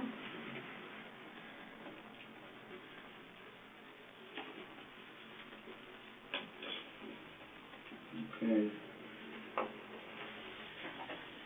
Mrs. Helen Young. So this is where you have a bit of a gap again. Yeah. 2011 to 2013 with your successful injections, but there wasn't even any attempt. No. In November 2011, I came home from a cruise of the Caribbean, and I was feeling guilty. I was feeling damned. I was feeling confused. I was feeling like I just didn't want to do it anymore. I was feeling like if I could somehow connect with God strongly enough that I wouldn't do it anymore. And so I spent a lot of time reading my Bible and praying and deciding I just wasn't going to do it anymore. So I had the odd urge to do it, but I resisted by going to church, reading my Bible, praying, and telling God I didn't believe Him, that He wanted me to do it anymore. What church were you going to that point? Where's that?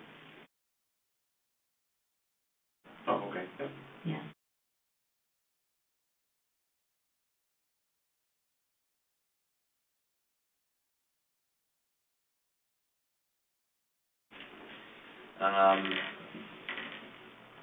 So as far as fighting off that, would you still have that feeling, like that burning feeling? Sometimes, but I did a lot of praying about it, and I just did a lot of praying, reading my Bible, getting very involved in my faith, getting very involved in my church. Right. Okay. And obviously, with what you've told us so far, that it helped. Yeah. What you've documented. Yeah. Is there anything else that we need to be aware of that happened in between those times? No. Okay. No. Okay. I didn't tell anybody or anything like that. Okay. Except for the pastor. Sorry, when did you? That was, I told him after Helen Young. Okay. He was after Helen Young. I'm just going to turn this off because it keeps vibrating. I apologize for that. That's okay. I may fart, and I'll have to apologize for that. There we go. So that was after Helen. Right. Okay. So Helen was at Crescent Care. Where was Helen's room? She was on A side. I had been transferred to A side, which is a new unit, like, well, relatively new, 10, 12 years old. I was on the first floor. I was the charge nurse for the first floor, and she was in the room closest to the nurse's station. Okay. Where was that like for me going to Crescent Care, would it be closer to Fife or closer to North Ave side or? So there's the retirement home. There's the wall that joins the retirement home to the nursing home. There's North Wing. There's South Wing. There's East Wing. And then down at the end of the hallway of East Wing is Unit 1 and Unit 2 in a building right on top of each other. And what was the purpose of that area of Crescent Care? Oh, it was all single rooms. Okay. Yeah. So Helen was in her own room? Helen was in her own room, yeah. It was all single rooms, that area. All right. And Helen was a type 2 diabetic with dementia? Yeah. Okay. Tell me a little bit more about Helen. Helen was miserable. She frequently yelled out, "Help me, nurse." She frequently yelled out she wanted to die. She just was not happy with her life. She would wheel around in her wheelchair saying, "Help me, nurse, help me, nurse, help me, nurse, help me, nurse." And when you went to help her, what do you want help with? Nothing. Get away with me. Go away. Help me, nurse, help me, nurse. Didn't want to eat, didn't want to drink. Very difficult to deal with. Constantly would yell out, or we'd say, "What do you want help with?" "I want to die. Why can't you help me die? I want to die." And one night, it was like something snapped inside, and that red surge came back, and I thought, okay, you will die. So I gave her a shot, I came up to her and said, this is for your pain, and I gave her a shot of long-acting or short-acting, and she started to settle down, and then, later on, we put her into bed, and I gave her more of the, insulin, I think it was long-acting. She had a seizure, she turned red, she, was diaphoretic, the PSWs called me to the bedside. I took all of her vital signs and I pretended to take her blood sugar. And said, oh, it's normal, don't worry about it. How did you go about that with people beside you? They're PSWs. Don't let anybody see that part of the... PSWs? No, but what I mean by that is PSWs, nurses focus on the meds right. and treatment. Okay. PSWs focus on, like, they were busy. They were busy washing her. They were busy changing her. They were busy dealing with the fact that she was having diarrhea. They were not doing the part of the job I was doing, right. So they never would have noticed. Where's my burger? So they never would have noticed me not taking the blood sugar. Because I took her, like I did her pulse, I did everything else, so they wouldn't have noticed that I didn't do that because they were busy with everything else. Okay, and you just... And I just said, oh, blood sugar's good, 5.6, she's good. Which is a number that in your mind you knew was average and nothing concerning the 5.6 or whatever you said? Yeah. Okay. Do you remember what shift you were working at this point? Afternoons. I was straight through to 11s. At that point, I was straight through to 11 on that ward. Okay. That had started a little bit before that. Yeah. Okay. And that would have been an individual room, as you said? Yes. Okay. And do you remember when Mrs. Young died? 1 to 2 days afterwards. Okay. Do you know if you were present for that? No, it wasn't. Was there a different procedure at all when people passed away in that wing opposed to where you were prior to? No, it was all the same nursing home. It was all the same policies. Okay. It was just that nursing home was, that wing of the nursing home was built to accommodate the fact that the owner took over Norvilla in Norwich. Okay. So everybody from Norvilla got moved to the new part of the nursing home. Okay, gotcha. So that's the only reason. And then eventually they all got mixed together. Right. Okay. So being that it had been a few years then, when you injected Mrs. Young and you were successful in causing her death, how did it make you feel after those few years that these urges and these feelings had come back? I felt horrible. I felt angry at myself.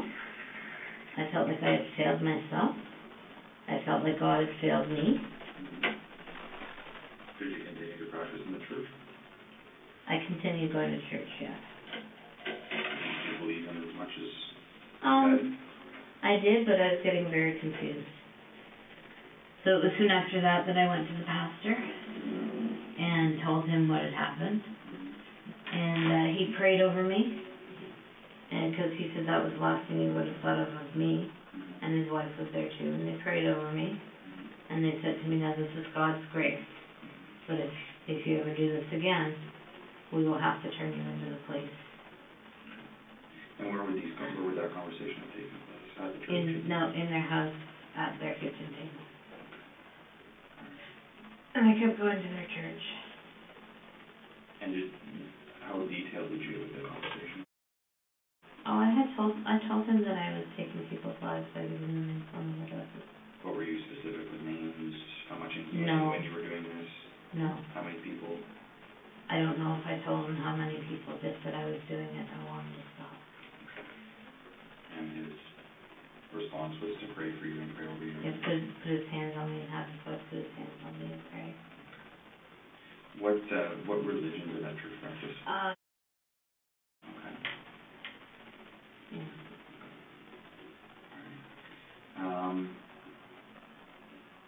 Did Helen have any family that you recall that would come visit her? Yes, she had a niece that loved her very much and was there at least twice a week. Did you ever converse with her? Before she died, yeah. Mm-hmm. Yeah. How old was she? I'm saying in the late 50s, early 60s. The niece? The niece, yes. And then Helen, her son? 90. Alright.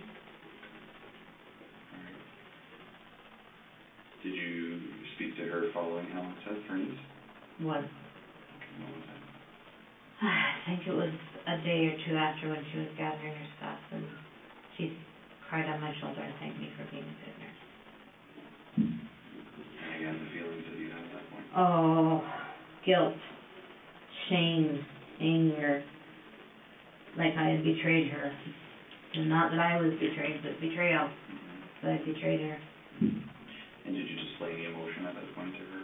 I just, gave her a hug back and said I was so sorry.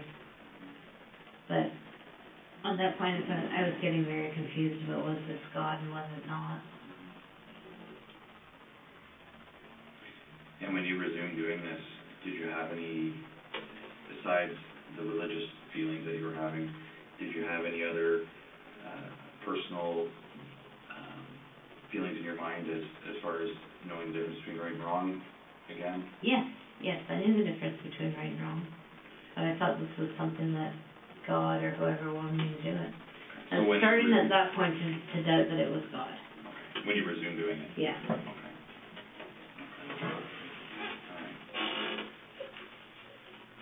Was anyone working with you on that day that you can recall? The PSWs, but I don't remember their names. Okay. How many would have there been? 3. Okay. There would have been students too, I think, but I can't remember. And there would have been 32 patients in that wing as well? Yes. That you were responsible for? Okay.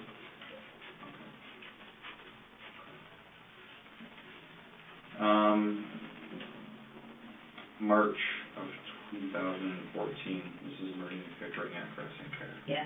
Tell me about Marine. Maureen was a handful. She would attack other patients, she would pull their hair, she would hit them, she would pinch them. Eventually, it was decided that she needed a one-on-one staff. So sometimes they would book an extra PSW to be with her. Sometimes someone would come from the outside to be with her. But when one wasn't available, it was the role of the church nurse. And that was nuts. Sorry. That's just absolutely nuts.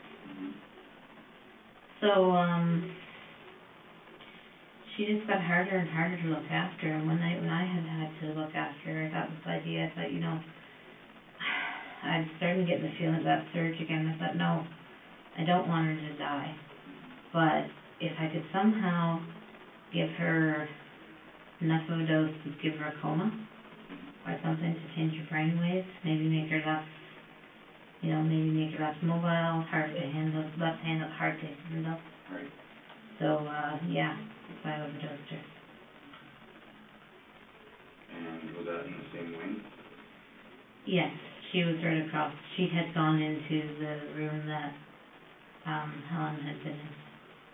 Okay. Yeah, she was right across from the nurse's station. And as well, obviously, a single room at that point? Yeah. That night she stroked. She had a severe stroke. She went to the hospital.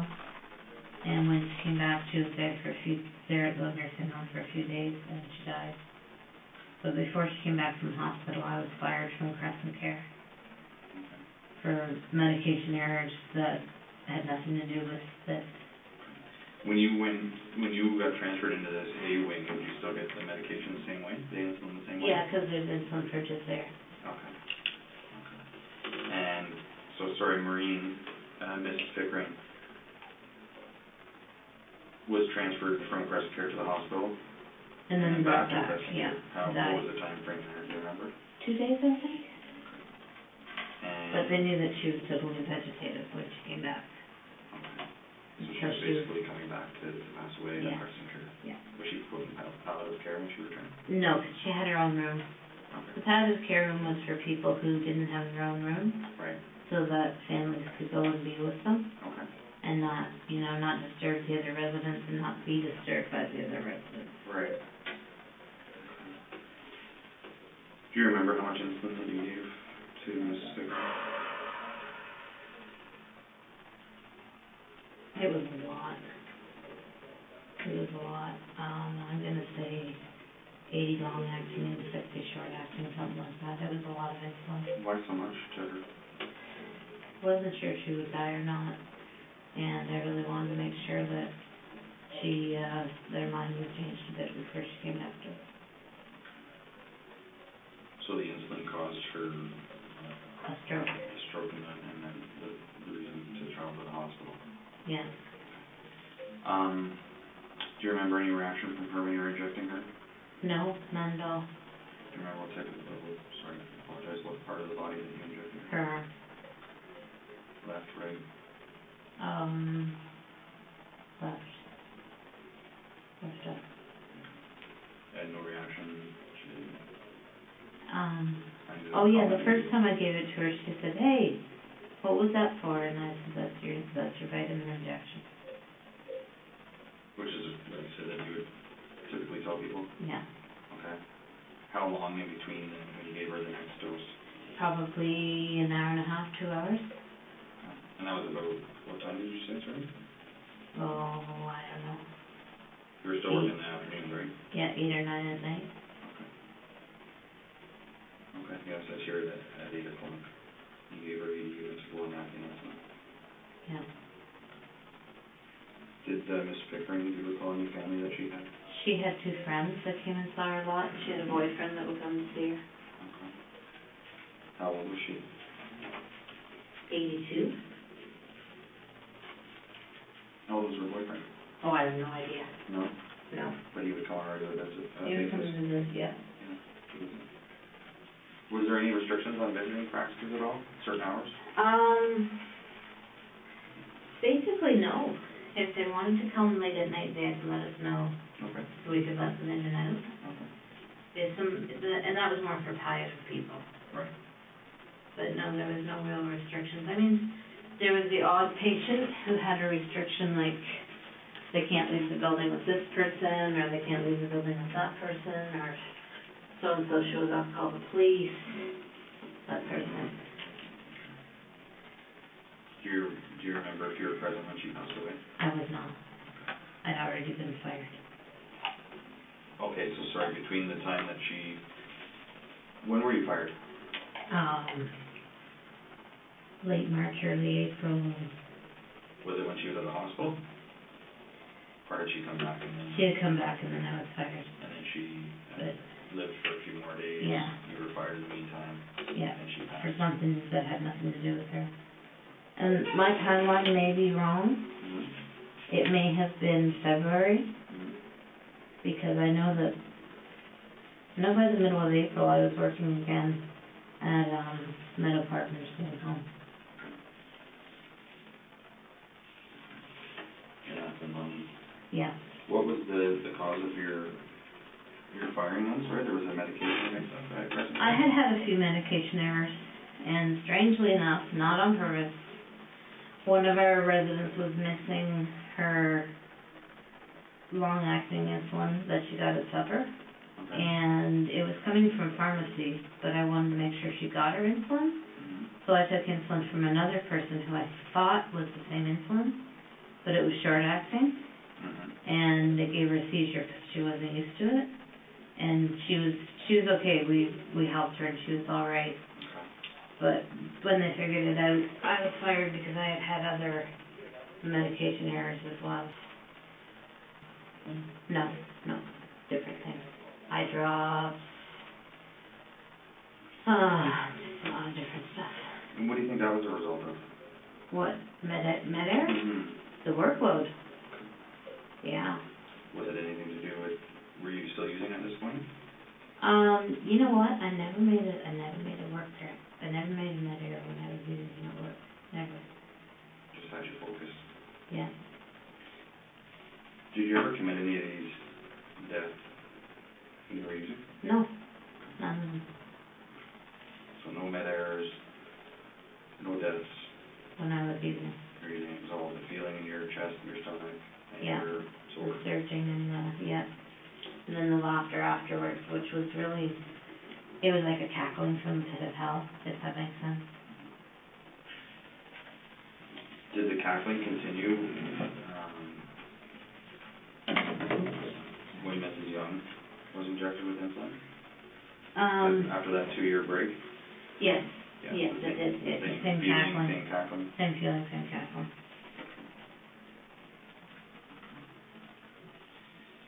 So then did you work anywhere between Crescent Care and Meadow Park? No. Okay, did you go directly from one to the other? Pretty much, within a month. And would those medication errors be documented in a reference letter, or? No. Were you made aware of anything like that Meadow Park would be aware of the reason why you were let go I from told Crescent the Care? person that hired me at Meadow Park, she told me she had found my resume somewhere, Okay. because I never applied to Meadow Park. Oh, really? But she had found my resume somewhere, and she called me because they needed a nurse. Oh, okay. So when we did our interview, her name was Heather, I forget her last name, she's not there anymore. When we did our interview, she said to me, "Why did you leave?" And I told her, I said, "I'll be absolutely honest with you. I was fired for med errors." And she said, "Well, tell me about them," and I did.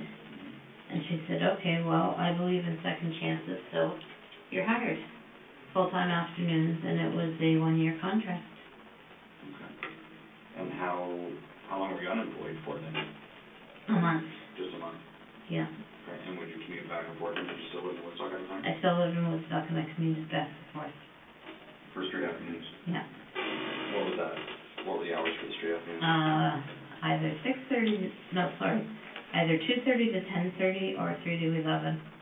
Okay. I'm not sure which it was. So when you got to Meadow Park, what was the difference as far as the workflow of the patients that you were responsible for? Were the No numbers similar? difference. It was 32 extremely patients. similar.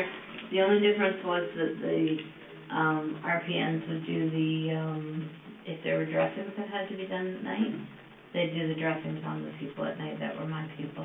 Okay. But other than that, yeah. And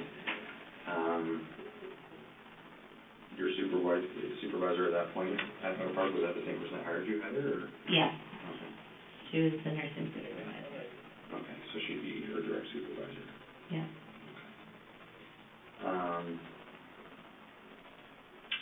So RPAD, or RTOR, Yes. tell me a little bit about her. He was mean. He would grab the nurses and the PSWs whenever they were trying to do things for me. He would grab them, he would twist their arms, he would punch them. Very difficult to do care for. And one night I just got that surgery, like, "That's it, you need to go." Had he done something that night? No, not really, just been his normal self. And he fought the first needle. And then the second needle I got in. And I forgot something about Maureen. I had given her a dose of whatever we dosed her with to calm her down before I ever gave her the insulin. Forgot about that. So I had done that. So you Is gave that her in the- there? About Maureen? Yeah. I don't think so.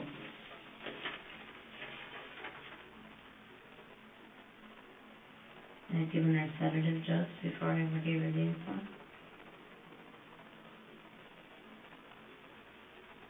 Oh, you said you gave her Halidol. Yeah. You recall doing that? Yes, I did. And then the 2 insulin injections. Yeah. Did the Halidol calm her? Do you remember? No, it didn't. So Art, I gave a large amount of short-acting, a large amount of long-acting in between each other. And then when I left for the night, he was still okay. When I came back the next day and worked, they said that he had had a stroke, severe stroke, and gone to the hospital. And the nurse that I talked to who'd been on the night before, she said, "Do you know how low his blood sugar was?" And I said, "How low?" And she said, "Oh, like 1 point something." And then she said, "But you know what? I went home and I did some research, and sometimes having a bad stroke can make your blood sugar go low." Really? Yeah, that's what she said to me. That was odd, too. Yeah, that was odd. But, yeah, so he lived for a couple of days and then he passed. Do you remember what nurse that was? It was the night nurse. Little short Filipino lady. That's all I remember. Okay. And do you remember what time of the night that you had injected her? I'm gonna say 7:30 and then 9:30. Okay. And, his reaction to it? He fought it, Did he? yeah, but he fought everything. Would you ever, when you were doing this, did you ever speak to these people when you were injecting them? No, Would you ever say anything to them? not unless they asked me what I was doing, then I just say it was a vitamin injection. But having that, and I know it's documented in here a few times, having that feeling of anger and frustration, would you ever, No, you would never state anything to vocalize your anger towards that person as you were injecting them? no, never. And Art, then, where did you inject him? His arm and his thigh. Okay. And what were you telling him at that point that you were giving him? Did he ask? It's come on up, settle down, you need to have your medicine. And eventually I put it into it. And was there an immediate reaction to him at all? Did he stroke right away? No, he didn't stroke till I left. Okay. And then that's when you came in the next day and had the conversation with that Yeah. Filipino nurse? Yeah. Okay. All right. Sorry, I don't remember her name. It's okay. The 4 or 5 days later when he passed away, do you remember if that was back at Meadow Park or was it in the hospital? It was in the hospital. So he never came back. It may have just been 2 or 3 days. It seemed like it was 4 or 5. Mm-hmm. And his family was devastated. Absolutely devastated. What was his health like at that point? Prior to injecting him? Other than dementia, he was fairly strong. He was in a wheelchair, but he was a good eater and he was strong. And How old was he? I'm going to say maybe 78. Okay. And who was his family members? He had a son named Art who did stand-up comedy. Oh, no way. Okay. Yeah, like I think it was just like open mic night. Right. And then his wife. Okay. That's it. That's all I remember. I know he had other, but that's the only ones I remember. Do you remember if there were other son or daughters or just other family members that you could recall? There were other family members involved, but I don't recall. Okay. Okay.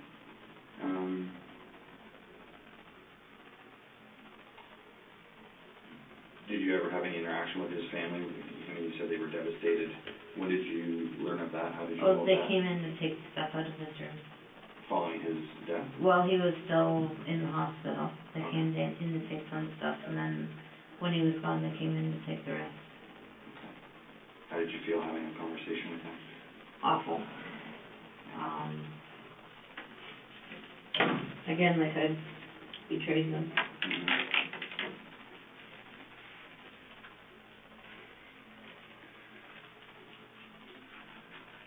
How are you feeling right now?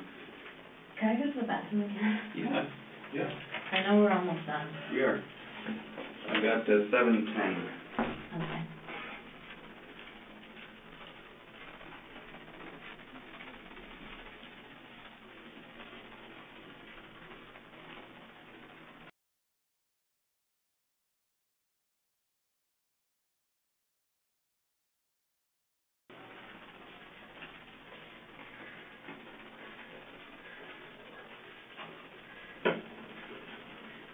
Okay.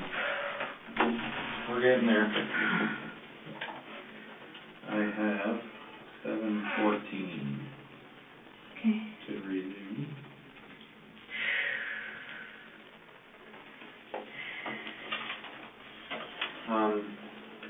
So we left off with Art, Mr. Yeah. Horvath, at Meadow Park Nursing Home. And I don't think we ever covered this off.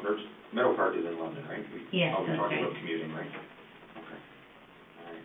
Is there anything else you remember about Art at all? Not really. Well, he was a big game hunter. Was he? And he had pictures of it all over the walls in his room. Yeah. Did you ever converse with these people, like what they did for work and that type of thing? Like, would you remember details like that? Like Art, for Well, instance. Art was a big game hunter. Maurice, I don't know. James, I don't know. No, I guess I never really did. Yeah. Okay. All right. And at Meadow Park, where would you get the insulin there? Again, from the medication fridge. Okay. And using a spare insulin and eat meals. And again, it wasn't tracked? Mm-hmm. Okay. Why is that? I don't know.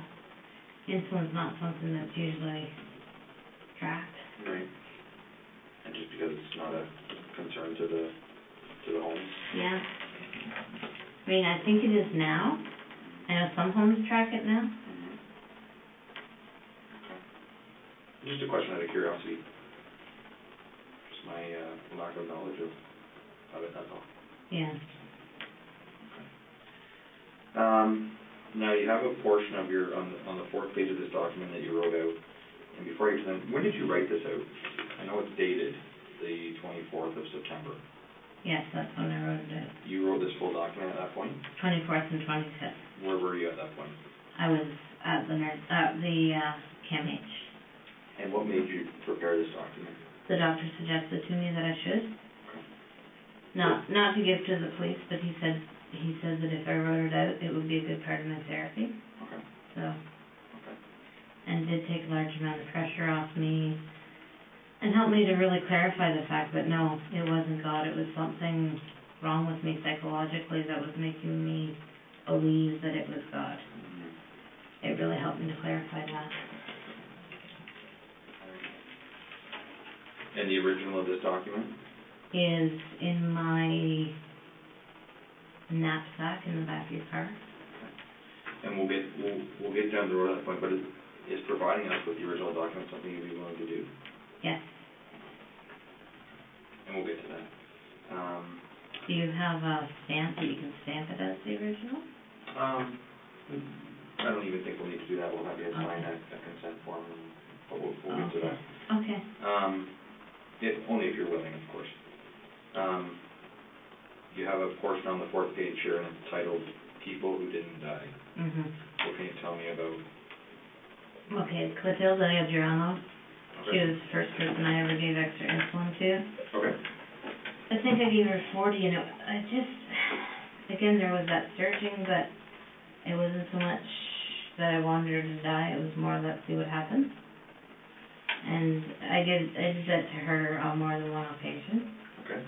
Albino was... Sorry, she was prior to Mr. Silcox, right? Yes. So this was the very first person that you Yes. injected with insulin? Yes. Okay. And we're at Crescent Care? At Crescent Care. And her room was where? Her room was in the east wing, second door on the left. Okay. Then east wing, first door on the left was her sister Albina. She was diabetic. Okay. She was October 2007. Sorry, that was her sister?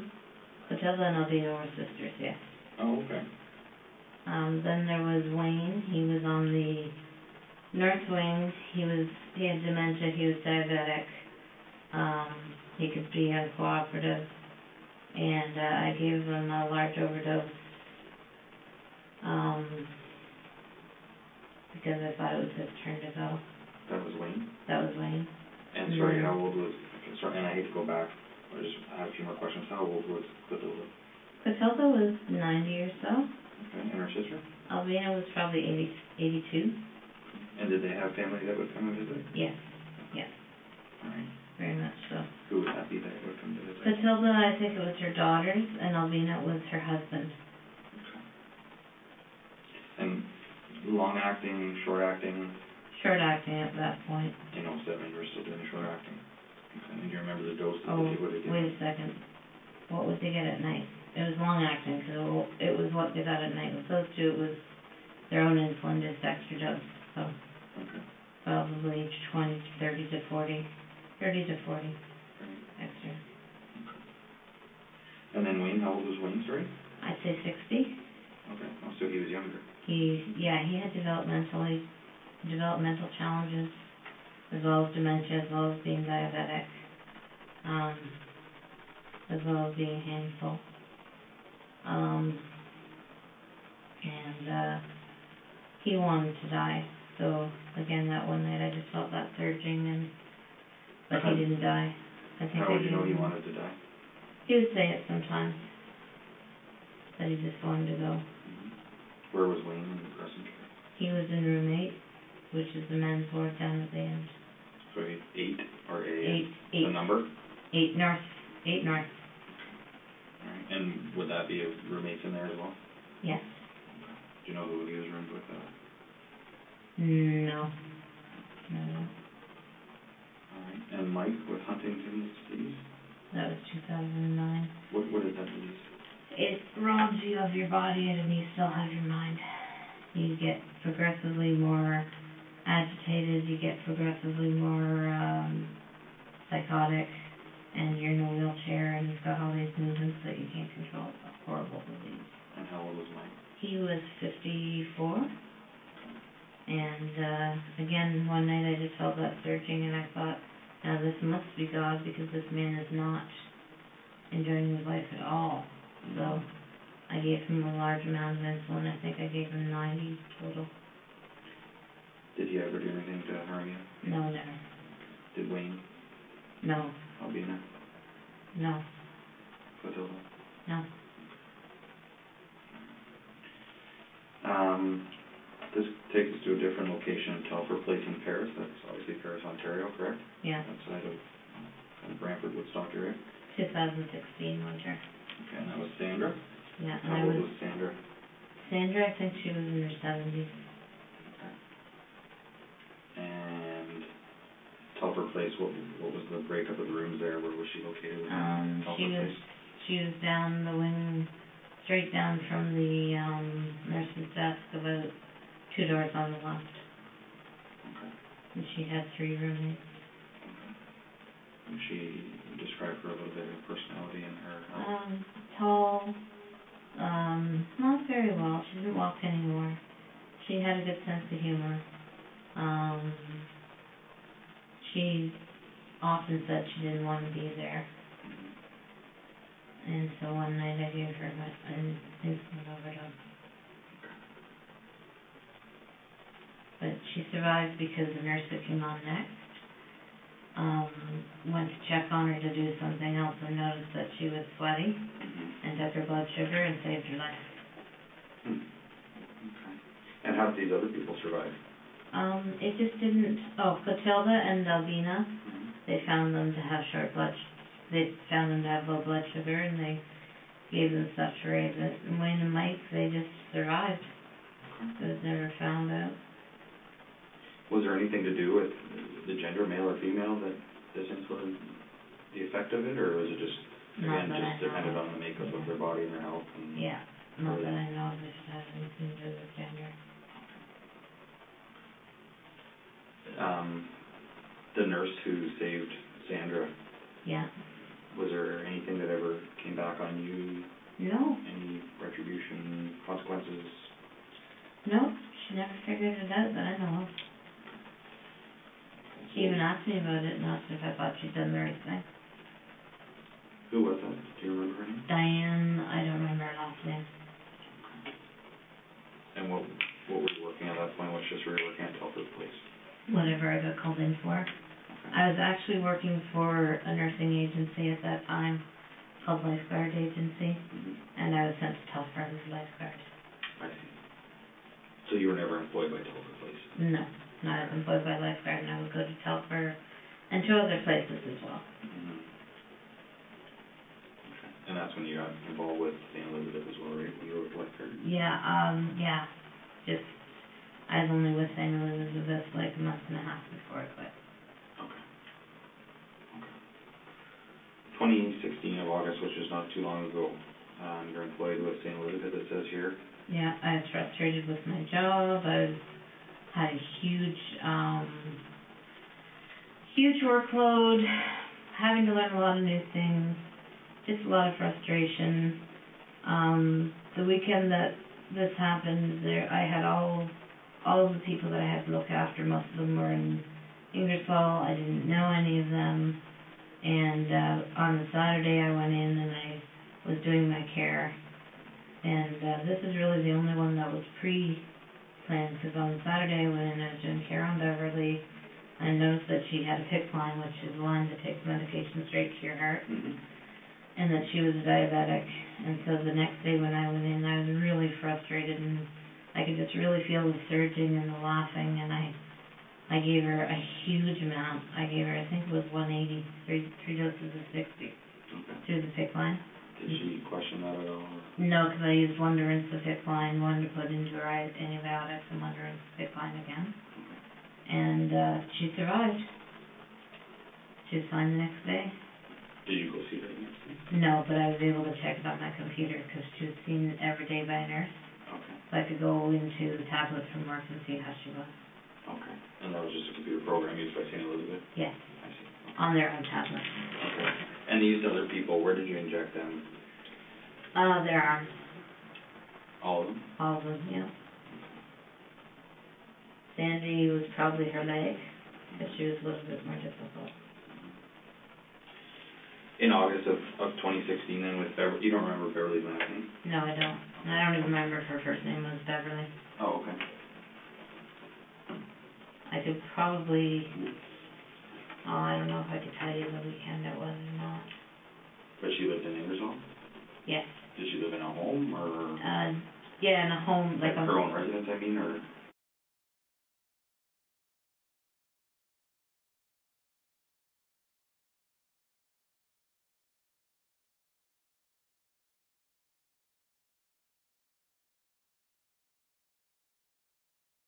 Do you remember where in Ingersoll it was? No, I don't. No. Okay. How come you have the name Beverly, but you're not sure what her name is?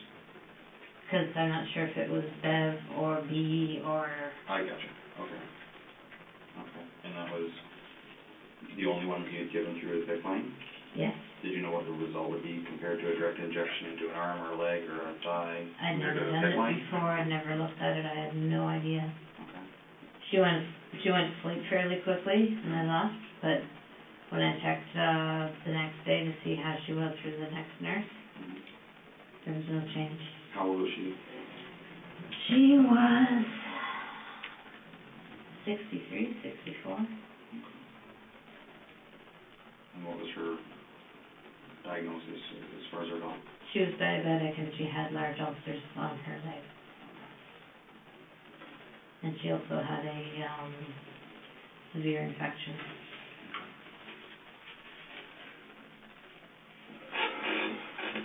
How does that make you feel going through all that?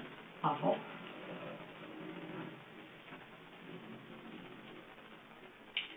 Do you feel like there's a burden lifted off your shoulders? Yes, I've done the right thing. Do you feel there's a sense of relief? Yes. And now I know that it wasn't God.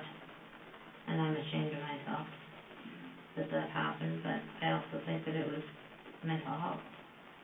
You know, I think it was, I wasn't in my right mind. Or I would have been able to tell. I mean, I was raised to believe in God. I was raised from a baby to go to Sunday school, so how could I get such a strong feeling that this is what God wanted, unless it was something wrong in my head? And I know we've talked about what you would say to the families and so on and so forth, but again, I feel terrible for the people that are going to find out in the days and weeks to come about what actually happened to their loved ones, right? I do. I feel horrible. If there was ever anything I could do so that nobody did this again, I'd do it.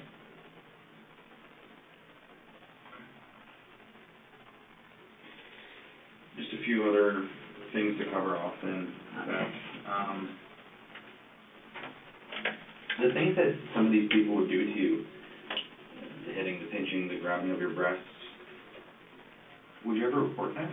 Yeah, but yeah, it was always reported and charged on. And that's documented on their charts? Yes. Okay. And was there any, there's obviously never, not obviously, but was there ever any charges or criminal matters that came of any of this at all? No. That's part of working in the nursing home. That's just what they do. Might even be your fault, dear. Yeah, you said that. Mrs. Conbeck. Yeah. Do you think that might have played a role in your actions? No.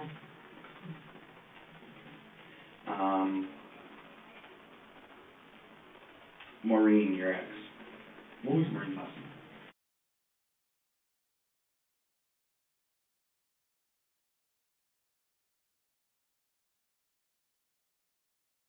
When was the last time you talked to her? I think about, 4 years ago when she wanted money to move back. Oh. We were only together for a year. Okay. So she came here from... Yeah, and brought her 2 kids. Okay. The teenage kids? Yeah. I think you mentioned in your Toronto statement. Yeah, we got involved with CES with them. Mhm. When they were here? Mm-hmm. Have you, this document that you prepared, Beth, and I know that you had stated the reason why, I guess we call it the breaking point of why you stopped, Yeah. was the possibility that you were gonna have to be dealing with kids, Yes, that's right. right? Yeah. Is there anyone else within your career path that isn't listed on these 4 documents, or these 4 pieces of paper,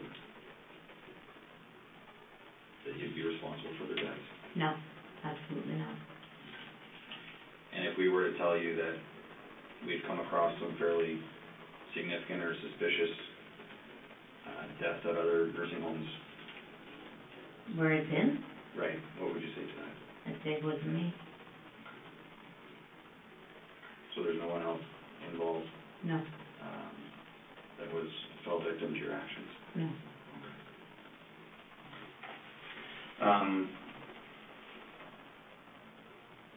Just repeat to me again the people that you've disclosed this to besides myself tonight. Okay, the very first person I ever disclosed it to was, another girlfriend at the time. Her name was, that was after I killed a couple of people, and, she told me not to do it again or she was gonna turn me into the police. When was that? I couldn't tell you, 2008, I think. And then, 2011, when I decided to stop killing, my friend, I told her what I'd been doing and that I had stopped. And then, I told my pastor. And then after that, I told in 2014, after Art passed away, I went on a holiday, and that's when I really decided that this had to stop. And so I told a friend who lives in BC. Then I told, when I came back, I got advice from a lawyer. And then while I was in Toronto, while I was in CAMH, well, I told my friend, before I ever went, I told my cousin, I told my friend, and I told my friend, and then while I was in CAMH, I told someone who I thought was a friend, who turned around and called the police to make sure that it had really been dealt with. And I understand that he thought he was doing the right thing. I understand that, but he had said, oh, I won't tell anybody, and I was using him as a resource for support, and he turned around and, Right. when I'd already, I'd already shared it, so why would he call the police? So why do you think that none of these people confronted police? Maybe they didn't believe me, I don't know. Maybe they thought I was doing more something than the patient wanted done, And as far as believing you, are these close people to you that you've shared other deep, dark secrets with maybe over time? I would say deep dark secrets with lots of stuff, yeah. Because this is a pretty serious thing. Yes, it is. Right. It's horrible. And telling It's the worst thing. these people, I just find it hard to believe that no one would come forward until, which is 5-6 people down the road, right? Yeah. Of having knowledge of it. Yeah, I hear you. Yeah. And everything that you're telling us is the truth. Yes, it is. There's Yes, sir. nothing that's been fabricated. No, sir. No. And you're sure about that? I know so. What would we find in your home? Did you ever document any of this activity at all? Once in a while I journaled on it. There might be some in my home, but I don't know. Where would I those think be? I threw it out. If it's around, it would be in like a spiral binder in either my desk, my other desk, or my whatchamacallit. Come on. You put files, folders into The it. filing cabinet? Yes, filing cabinet, thank you. You're welcome. Yeah. And that's, did you live alone? Yes, I do. And stuff? Yes. Did you want someone to come with me and look? Well, to be honest with you, as a part of the investigation, there's already been a search warrant executed at your house. Oh, so the search is already, there's already been a I search don't of know my what house? stage it's at, because we've been conversing for quite some time. Okay. It's probably close to being completed, Okay, but I'm just asking, because you've been so cooperative, yeah, and again, I do appreciate that. yeah. I really do. It just makes things a lot easier, right? Advising us where certain things might be, and you said you might have thrown them out, Yeah, you might not have. I might not have kept them. And then at the very end of my coffee table, there's a box, and it's got pictures and a photo album in it. There might be something in there too. What would be in there? A curlicue, writing pad. Okay. What types of things would you document? Just what I had done, how bad I felt, when it happened, just trying to figure out what was going on in my head. Yeah. Searching for answers. Yeah. But you're not sure if you have rid of those or not yet? I thought I got rid of them all, but I don't know if I did for sure. Okay. Would there be anything else as far as computer documents or anything like that? There would be, I accessed a computer support group for borderline personality disorder. It would be on that website. Oh, it's just an open forum that you could join and, Yes. and post comments and. Yeah. What website was that? I couldn't tell you, but I could find it on my computer. Okay. And would that be something that you'd be willing to share with us? Of course. Give us good time to Yeah. look at those documents and computer websites and whatnot? Yeah. What's your tattoo mean? Hopes and dreams. What does that mean to you? That I have hopes for the future and dreams of the future. Yeah. What are your hopes of the future now, after speaking to me over the last few hours? That somehow, some way I can help somebody. There's got to be somebody wherever I go, jail, penitentiary, there's got to be somebody I can help. Maybe somebody who can't read. Maybe somebody who can't write. Maybe somebody who's done worse than me and feels like it'll never be forgiven. Maybe somebody who's done less than me and feels like it'll never be forgiven. There's got to be something that can come from this. Maybe somebody can study me and come up with answers and new medications so this doesn't happen again. That's my hopes and dreams now. Is there anything worse than taking someone else's life? Yes. Child molestation. Absolutely. Did you feel that you might harm the children and yourself if you were to work with them? I was afraid that I might get that feeling of wanting to give them insulin overdoses, especially since they were diabetic. And I panicked. And there was no way. I was absolutely not open to that.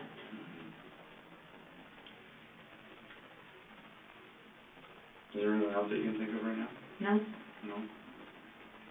I think I did pretty good. I think you did. So what happens now? I'm just going to get you to sit tight, and we'll arrange to see what the next steps are. Oh, okay. I might not be going home then. I will get back to you with that. Okay. We discussed your original document that's in your backpack. Yeah. If I were to prepare a form, which is a consent to search or a consent form, to provide us with those documents, would that be something that you'd be willing to sign? Yeah, sure. Okay. There's some stuff in there too that I did with the nurse. In your backpack? Yeah. Okay. What kind of things are those? Like, it's called a chain link thing, so you start at what you did and you go backwards to how you're feeling, what you could have done different and all that. Okay. Do you feel that your time at KMH helped you? Yes, very much so. You received the care that you thought you needed? Yeah, and an increase in medication, which I feel I needed. Yeah. All right. Sit tight for a few moments. Okay. And I'll be back to you shortly, okay? Again, on my phone, I got 7:39 Okay. p.m. And let me get back to you with some answers and Okay. where we're going from here, okay? I'd like to go home. Okay. We'll sit tight and we'll see what's Even going to if I happen. have to wear an ankle bracelet, I'd like to go home. Okay. All right. Thank you, Beth. Thank you. Appreciate it. Thank you. Thank you.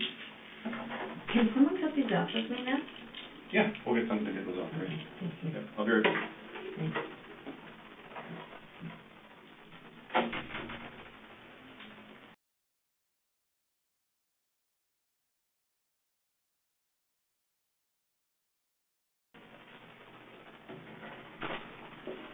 I'm sorry, Beth. That's okay. You can imagine that things of this nature take some time. Yeah, And I understand. appreciate your patience with me. I understand. Thank you. So, I have 8:02. We're in the home stretch here. Okay. Okay, and I can explain to you everything that's gonna go on, okay? Okay. Fair enough? Okay. Okay. Okay. So, first off, a few things that, you remember the gentleman who transported us back from Toronto and, also Karen, Yeah. my partners, they've just been monitoring and Right, taking some right. notes and things like that. They're just some things that are concerning and that we just need to firm up, okay? Okay. So first off, as I said, there has been a search warrant executed at your residence, Okay. and there was some paperwork with regards to a Remington gun, shotgun of some sort. Oh, What would that be for? just to look at it, 'cause I like guns. Okay. Yeah. All right, do you have any in the home? No. I used to. Did you? What did you have? I had a 22. Yeah. Was that a Remington by chance? Not that I know of. Okay. But my husband had a gun that his dad gave me Okay. that we would shoot with, so I could stay at the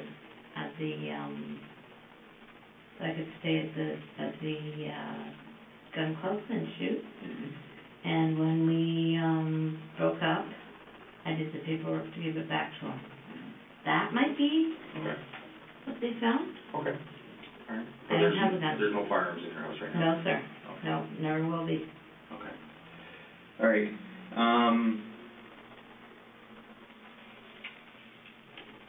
The username, like what would your username be on that blog that you would write on, that core group? You know what, I'd have to go and look, Yeah? honestly. It's not like your name and a couple numbers or No. nickname, anything like that? No, I'd have to be sitting down in front of the computer to remember it, Okay. and even to find the support group. Okay. These are a bunch of random questions, just all thrown together here. The insulin that you used, the short acting, the long acting, was there an actual brand or a make of the insulin that you would use? Might have been Novulin, Okay. might have been Lenovo. Can't remember the other one. Okay. When you worked with Lifeguard, Yeah. I know that you had mentioned they'd send you to certain locations, certain homes. Yeah. What were the, there was Telfer Place and there was two others, was one of them in Fort Dover? There's more than, there was Telfer Place. Yeah. That was the very first. Then there was, here, I have some up here. Telfer Place, Fort Dover, Dover Cliff, is what it was called. I did, one PSW shift at a place in New Hamburg, but I couldn't tell you the name of it. Also, I worked at, Telfer Place and Dover Cliff are both owned by the same people, and they have another nursing home in Brantford, but I can't remember the name of it. That's okay, we can get all that located. And then Park Lane Terrace in Paris, and Hardy Terrace, I think just outside of Paris. Oh, and what was the other one called? Oh Lord, it's way far out of town. It's like an hour and a half drive from here. My dad grew up in that area. Like it's in the Jarvis area, Simcoe area. It's called, I couldn't tell you. I'm sorry, my brain's shot for the night. That's okay. That's all right. Anything think of? Yeah. Is my house going to be a mess when I get back? No. Oh, I wouldn't okay. think so. No. Okay. Not that kind of a, it's not like you see on TV and Yeah. they're going flying everywhere, right? Yeah. your Facebook page, at one point there was a comment, or I don't know where it is in your timeline, about a pediatric nurse. Did you ever work as a pediatric nurse? Oh, that I was gonna be working with the kids. That's what that referred to within yourself? Yes. Okay, gotcha. All right. And just go back through the names of people here. So we've got, that you've divulged us to, right? Yeah. That's your cousin? That's my cousin. Okay. I'm not giving her last name. Yeah, that's fine. Yeah.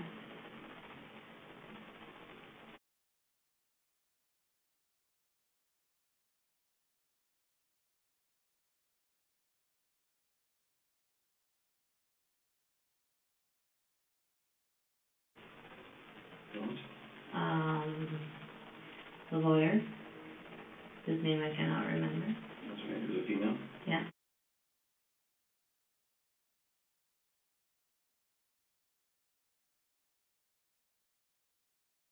Yeah.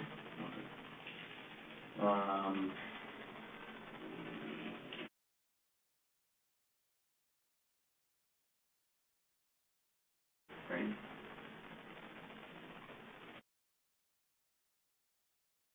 Yeah. Who's that? She was a friend from the nursing home. What one? From Crescent Care. I told her after I had stopped the first time. Okay. And she stopped being my friend because of it. Okay. And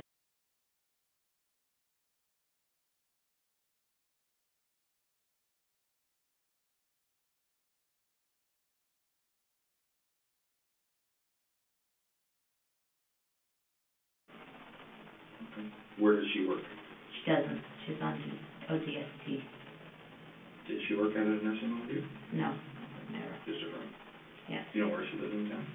She lives in Toronto.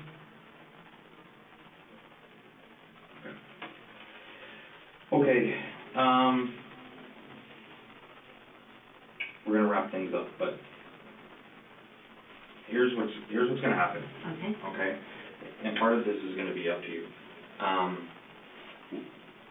What are your plans going forward from here? Going forward from here, I want to go home. Okay. I want to have a good night's sleep. Okay. I want to spend Thanksgiving weekend with my family. Okay. And I want to be available to the police at any time they need me. Okay. And if I have to come back for trial, I have to come back for trial. Okay. I have no plans of leaving. I can surrender my car if you want me to. Okay. Are your parents, are you close with your parents? Like, what type of Very relationship close. do you have with them? Very, very close. I have to tell them tonight what's happened. With mom and dad? Yes, they know that I've been in the hospital, but I just told them it was for treatment. But yeah, my plan tonight is to go and talk to them one-on-one, like face-to-face, and tell them. What do you think their reaction's gonna be?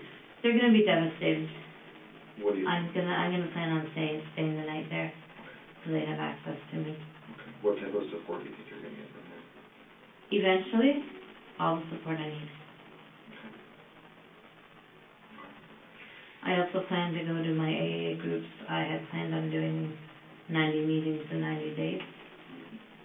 And just keep up with, like I plan to, see, one of the things that happens with me is I isolate and then I start to not do well. So I plan to, do the Thanksgiving thing, keep up with my friends, clean my apartment, tell my parents. Those are my plans. I have no plans to leave town. I've done this and I'm ready to face it, but I would love to go home for a night. I think that's gonna happen. Bless you. Okay, I think that's gonna happen. As I said at the very, very beginning of this, whatever time we started hours ago, you're not under arrest right now. Okay. Okay, but as you can imagine, okay.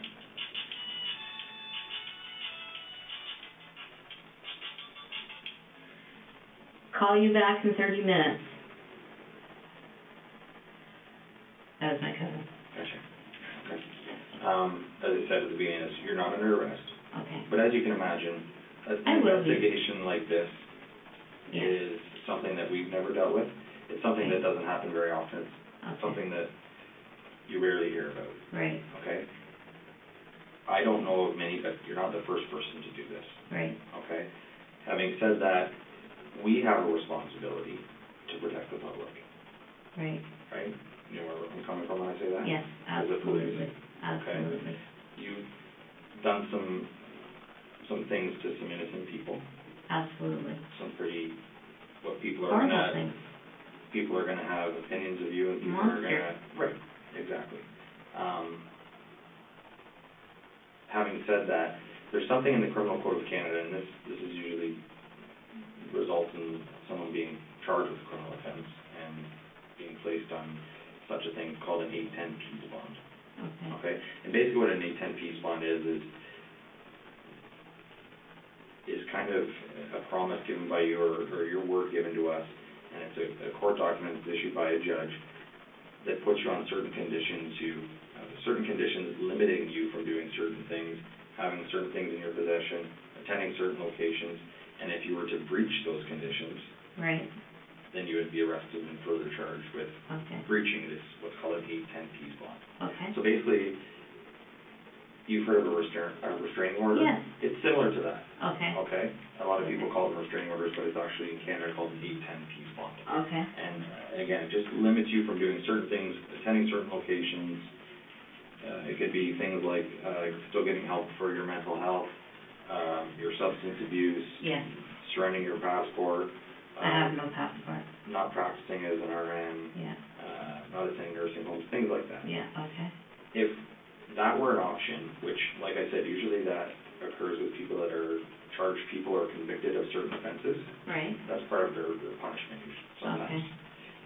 Would you be willing to enter into an 810 peace bond prior to being criminally charged? Absolutely. Okay. And do you understand what I mean by the 810 peace bond? Yes, Okay. yes. It means I have to do it, or I come back and I'm in jail until everything else happens. I don't know what would happen if you were to breach it as far as jail and the consequences. Yeah. The only thing that I want to make sure that it's clear to you and that make sure that I'm getting my point across is that it's basically a document that you're going to swear, sign, and agree not to do certain things, not to have certain things in your possession. And I'm not saying that's going to happen right now. Okay. Because it has to go in front of a judge. Oh, okay. Okay, so it's just an option that we're looking at because, as I said, we have the responsibility to protect the public. Yes, Okay, absolutely. that's why I want to know what your plans are. Yes. I want to know that you're going to go home and be supported by your family. Yeah.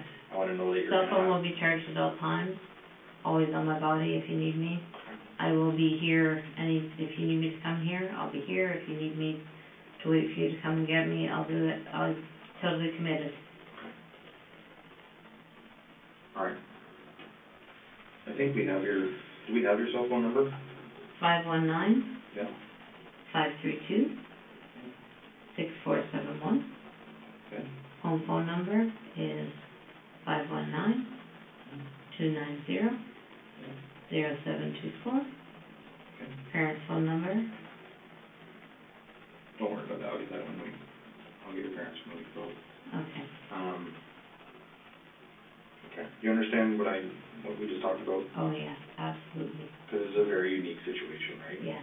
Where I'm so thankful. you confess to certain things. Yes. And we have quite a bit of legwork, as you can imagine, Yes. to piece this investigation together and see where we go from here. Okay. There's a lot of people that will consult in it and determine the final answer of what your fate is. Okay. Okay? All right. But I know that you're aware of the extent of what you've done. Yes. I know that you've verbalized and spoke about how you feel, and that obviously you can't take it back, but... You know. I'm relieved that I've confessed it. I feel sorry for the people that are now going to find out. Sorry doesn't say it. Yeah. They should invent a word bigger than sorry. Yeah. Like dynamo-sorry or something. Yeah, something along those lines. Yeah. I really have to pee. I'm sorry. No problem. I've got 8:16, and I think that'll probably conclude things, but I'm going to use the washroom and go from there. Oh, I just have to get you to sign that consent by the way. Yeah, no problem.